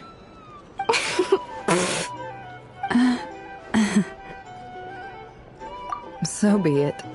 They have sharp ears. I can't keep anything from them. Oh, is that what it looks like? Well, you all know my past now, and I can't simply eliminate everyone who knows too much. So I guess I just have to put up with you. For the foreseeable future, at least. When you find yourself in a situation you can't control, the safest play is to keep calm and start monitoring everyone involved like a hawk. In the intelligence world, you need to have a sense of perspective and play your hand accordingly. If you understand what's at stake, please ensure my secret is safe with you. I trust you'll respect my wishes as a friend. But don't forget, I will also be watching you like a hawk. Very good. Oh, wait! Now that the panic's over and we've all calmed down, Paimon suddenly remembered something. After all that build-up, our mystery ally never showed up even once!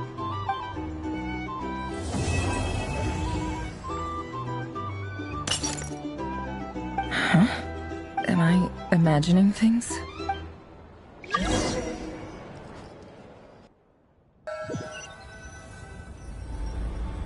So, that close colleague who stayed behind with you? What's he been up to recently? Don't know, don't care. I get more normal human interaction from hanging out with Bosco 2 than him. Although, now you mention it, he hasn't bothered me in a while. I wonder if... If he's disappeared without a trace, it's the biggest gift he ever gave to the world. But I somehow doubt that's what's going on. He won't lie low forever. So we'd better stay on guard.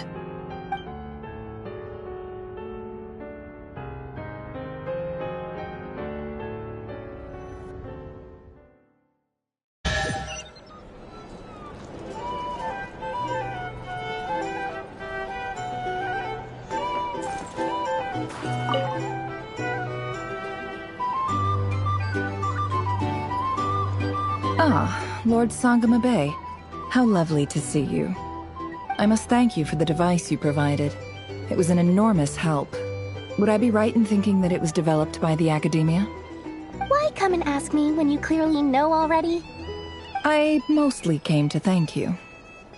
That's more like it. A little gratitude goes a long way with Lord Sangama Bay. Play your cards right, and you might even stand a chance of becoming my long-term supplier. The chance to work with such a kind and charitable investor as yourself would be a great honor for the Curatorium. Huh? Charitable? Who said anything about charity? First time hearing about it. Let's see. The first plot of land you purchased in Nodcry, your desert interests, and... Stop! What do you think you're doing? Exposing my investment history! It's nothing to hide from. They're all perfectly legitimate investments. And some of the land you purchased was with the intent of building a sanctuary? Yes, I heard about that too. How did you... You're a curious case, Lord Sangama Bay. You don't like people finding out about your good deeds, do you? But I'm afraid no matter how hard you try to keep things under wraps, where there's a will, there's a way. You did it for Sumeru, didn't you? It was empty land that was gonna go to waste otherwise. I figured if I built something there, it might at least get some use in an emergency. Disasters are capricious things. They strike without any warning. I've lost family to a disaster before, and I don't want to lose any friends or business partners if I can help it. My elder sister used to dream of finding a sanctuary. Somewhere with plenty of food, water, and medicine. Where everyone could live happy lives. It was something I looked into, but after discussing things with the Dendro Archon, I decided on a more effective strategy. The tech people handled the tech, and Moneybags provided the Mora. It just made the most sense. It's a pity that so few people know the truth about you. Everyone says that you view everything in terms of Mora, and all you care about is growing your own wealth.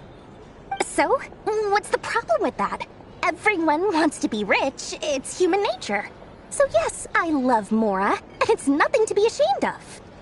But surely you have dreams of your own, beyond just making Mora. You don't get it, do you? My dream is to invest in other people's dreams. And, you know, make a nice little slice for myself along the way. Just thinking about it makes me happy.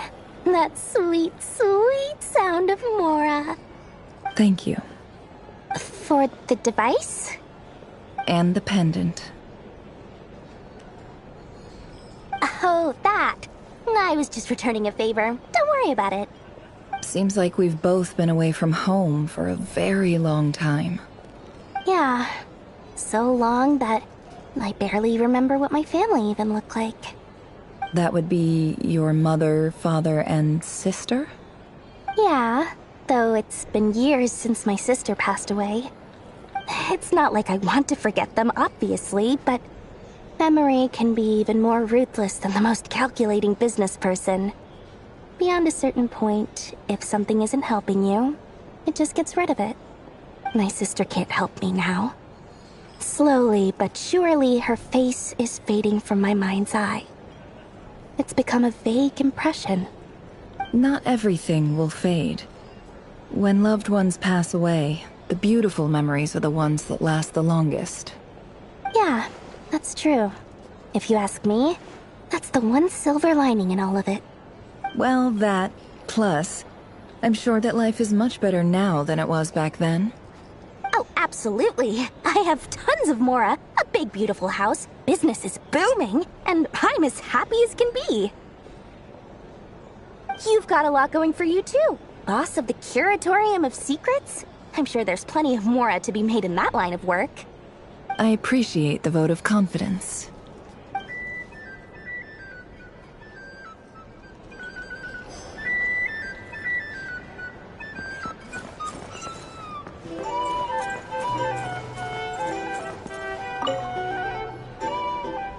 How have you been holding up?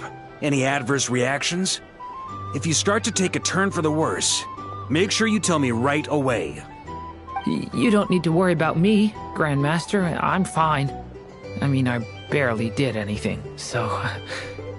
What? You're too humble, young man. You played an indispensable role in the battle for Nodcry. We can't thank you enough for your support. Sometimes, when people praise you, it's because you deserve it.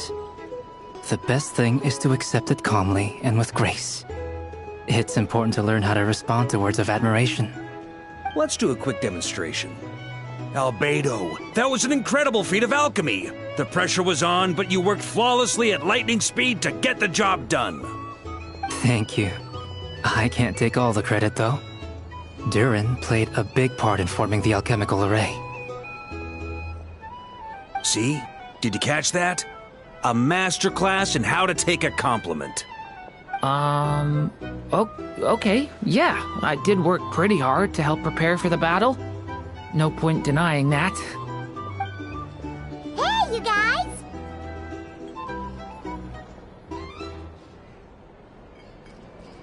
Hey, look who's bounced back. Looking good, Traveler.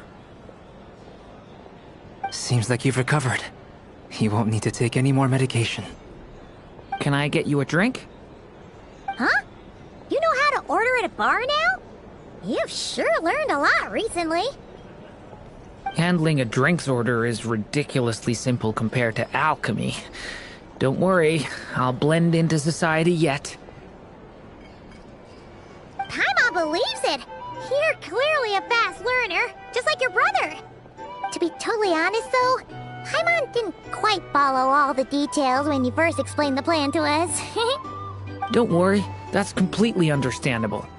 Unless you're a student of alchemy, it's hard to grasp the principle and how the process works. To put it in the simplest terms, we saw how our enemy stole the power of Kuvaki. And that gave us the idea of stealing his power to turn it against him. When facing an enemy you have no hope of defeating, it's best not to engage them in battle. So, instead of looking for a way to overpower him, we decided to help Columbina get strong enough to at least stand up to him in a fight. For this to work, we had to analyze his modes of attack, confirm who his main target was, and make sure that he wouldn't go beyond the range of the alchemical array. For added security, we prepared a total of 4 arrays. But to mitigate the impact of the battle, we identified one location in particular as the ideal spot, which is where the confrontation took place. The alchemical array absorbed his abyssal power. Then Durin processed it to render it usable by Columbina. That power enabled her to do what would otherwise have been nigh on impossible. What surprised me was that Dainsleif actually agreed to join us. Given his history with Rerir, he had every right to sit this one out. But we're extremely grateful for the decision he made. It must have been a painful choice to make. But I'm sure that making a decision was far better for him than staying in limbo. Absolutely. He was torn between two paths, but in the end, he made his choice and stuck to it resolutely. He doesn't strike me as the sort of person who'd stay trapped in limbo for long. Anyway, however you cut it, everyone gave a stellar performance. And now, it's time to kick back and celebrate.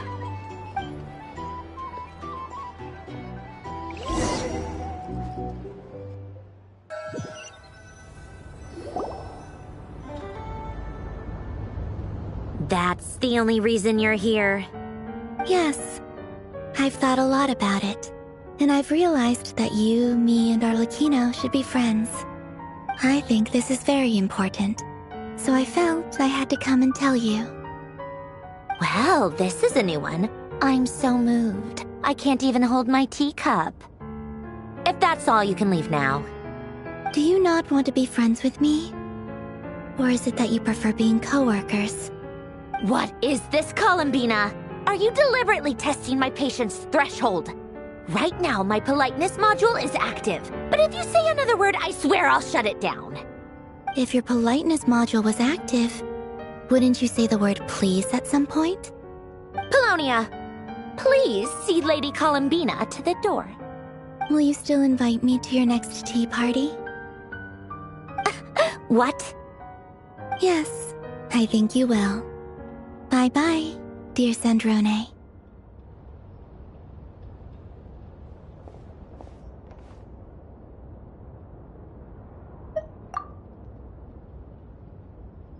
Last time, the Wild Hunt escorted you out.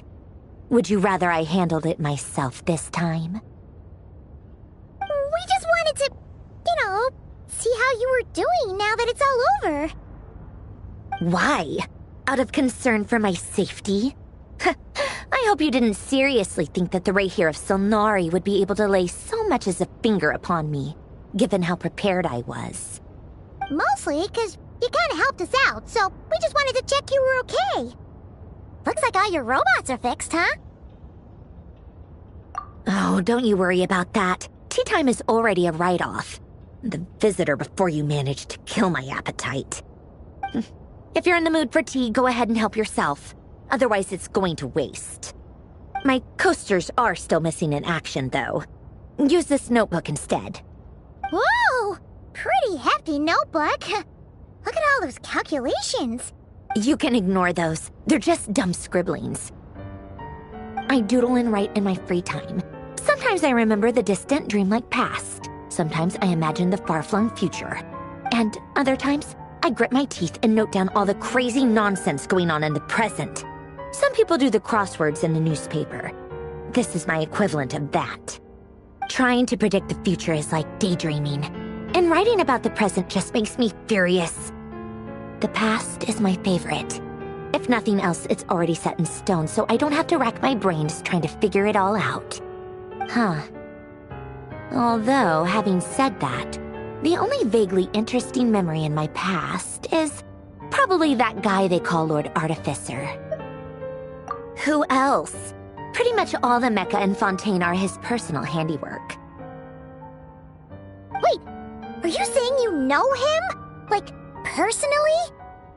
As a friend? I mean, I guess we were friendly enough. Yep. In fact, I'm probably the only normal person left who knew him at all. We used to chat occasionally back when he was still around. Before he passed away, he asked me to destroy all his manuscripts. I honored his request, but I did read through everything first before destroying them. I mean, I couldn't let the genius of Lord Artificer Alain Guillotin disappear like that. Would have been such a waste. So, that's where the formulas in your notebook are from? I just told you. Those are my equivalent of crossword puzzles. They're just dumb formulas that I solve for fun when I'm bored. Alain's work was like epic poetry. The formulas in my notebook are just silly little riddles in comparison. Not that there's anything bad about them. I mean, at least, solving those riddles isn't going to hurt anyone. Except me, because I lose a few brain cells in the process. Anyway, while we're on the topic, I might as well tell you about what happened to him and his friends. Alain Guillotin had two close buddies, René and Jacob. They spent their childhood years together in the Narzissenkreuz Institute. They were all quite competitive, so there was some rivalry between them, but it was a friendly rivalry. But beneath the friendship and the rivalry ran something deeper, a sense of nostalgia for the past. Unfortunately, childhood would end, the prophecy would come true, the apocalypse would arrive, and the future would never be. A mad dream that would normally only capture the minds of lunatics begin to take root in their hearts. A dream of saving the world. And if René and Alain had been people of lesser wits, that dream would probably have ended up as something for them to joke about in their older years. But alas, they were some of the sharpest minds around. They nurtured that dream with the full power of their intellect, and it grew into something that ate away at their souls. The first of them to fall under its spell was René. Against Alain's wishes, he persisted in experimenting on a mutual friend of theirs to try and save their life. Alain did not approve and parted ways with René. It's complicated. Alain wanted to believe that René only did what he did for the sake of their friendship. But when he told me about what happened, I could tell he still had some suspicions about René's motives. Perhaps the seed that would grow into a nightmare had already sprouted in René's mind. Even then, the next time they met, René's soul had been completely engulfed by the dream of salvation. His futile attempt to change the tide of fate only resulted in a wave that swallowed up the world, even before the apocalypse came. And although that wave died down eventually, I hear that it just recently came back with a vengeance. As I understand, René wanted to live out his dream of salvation once more. But I'm told that the attempted resurgence finally died out for good. At long last, René awoke from his deluded dream. Though of course by then it was far too late. What do you think of René? Do you admire his transcendent genius? His view that any price was worth paying to achieve the lofty goal of saving the world? Or do you despise him? Dismiss him as an evil madman who wrought havoc on the lives of everyone around him as he pursued his delusional dream? Same difference, really. Just a matter of perspective. What a cop-out. But I suspect you'd have a more incisive and insightful answer if we dug into it further. I don't like fanatics who give up their whole lives for their ideology. Nor do I like fools who let their delusions take control. Maybe I could understand if René had just been an ordinary person. But he had a sage-like intellect. And still managed to get himself lost in the labyrinth of his own desires. Anyway, that's enough about René. Now, moving on to Alain Guillotin, the Lord Artificer. He managed to put a stop to the first storm whipped up by René. But after that, Alain lost his friends and family. To his credit, I suppose, the loss of his family and friends was purely a tragic accident. It's not like Alain sacrificed them for his cause or anything. After that, the only thing supporting his work was the same dream that had dragged his closest friend down to the abyss. But although the desire to save Fontaine drove him to found the Fontaine Research Institute, Alain continued to reject any form of transcendental knowledge or power. He was suspicious and fearful of it, having seen the way it had affected his closest friend. I think that formulas and machines derived solely from human intellect were the only thing that gave him a sense of spiritual comfort. Yet Alain's intellect was simply too great. It barely left him space to breathe in his lifetime. Once he realized that the end of his life was approaching, he finally accepted the truth. The Nazissenkreuz Institute needed someone, and a human being, to see its story through to the end. He quit working on his formulas, trading them in for the fairy tales that had played such a formative role in his childhood, but which he barely touched in his adult life. He told me that the director of the Nazissenkreuz Institute used to read those fairy tales to the children as bedtime stories. Apparently, they worked wonders at sending kids off to sleep. I think that all he wanted at that time in his life was to be able to sleep deeply without being plagued by depression. By that point, nothing else really mattered. At the very end, he laid down to rest in the ruins of the former Nazissenkreuz Institute orphanage, while the Fontaine Research Institute he had founded continued tirelessly with its work. Many years after that, tensions over competing dreams would once again cause a rift, this time between members of the Fontaine Research Institute. But the actions of those fools had nothing at all to do with Alain. And that is the story of two people from the Nazissenkreuz Institute who both wanted to save the world. One went all in on his fantasy of salvation without ever looking back, and ended up calmly sinking to the bottom of the deepest sea. The other sought desperately to burn bright in his life, even though he wasn't sure where he was going. I do sometimes wonder, why is it that people like them have such grand hopes of saving the world? Even the grandest tree starts as a tiny seed. So perhaps, for each of them, their mission to save the world began with a very simple desire: to save themselves. They were young children with friends and family who mattered to them, desires to explore the meaning of life, ambitions to have a successful career. They didn't want to see all of that taken away in one fell swoop. Or maybe they just wanted to find something to anchor themselves within the chaos, to stop them getting quietly swept away by the storms of life. But instead, the search for their own salvation took them down the rocky road laid out by fate. Do you think the desire to save oneself is enough of a justification to try and save the world? You don't know? I guess that's a fair answer. At least you're not trying to hide your confusion. Alain was much more straightforward about it. I asked him the same question back when he was in his prime, putting all of his energy into his work. Yes, it's enough. That was all he said before getting right back to his work. He was always that way. All right, tea time's over. I owe Arlecchino a favor for telling me these stories. I'll have to bring a whole sack of gifts the next time I visit the House of the Hearth. I'm gonna go tinker with Polonia now. You guys can do whatever you want, as long as it doesn't involve interrupting me. Polonia, exit hibernation mode. Begin diagnostics.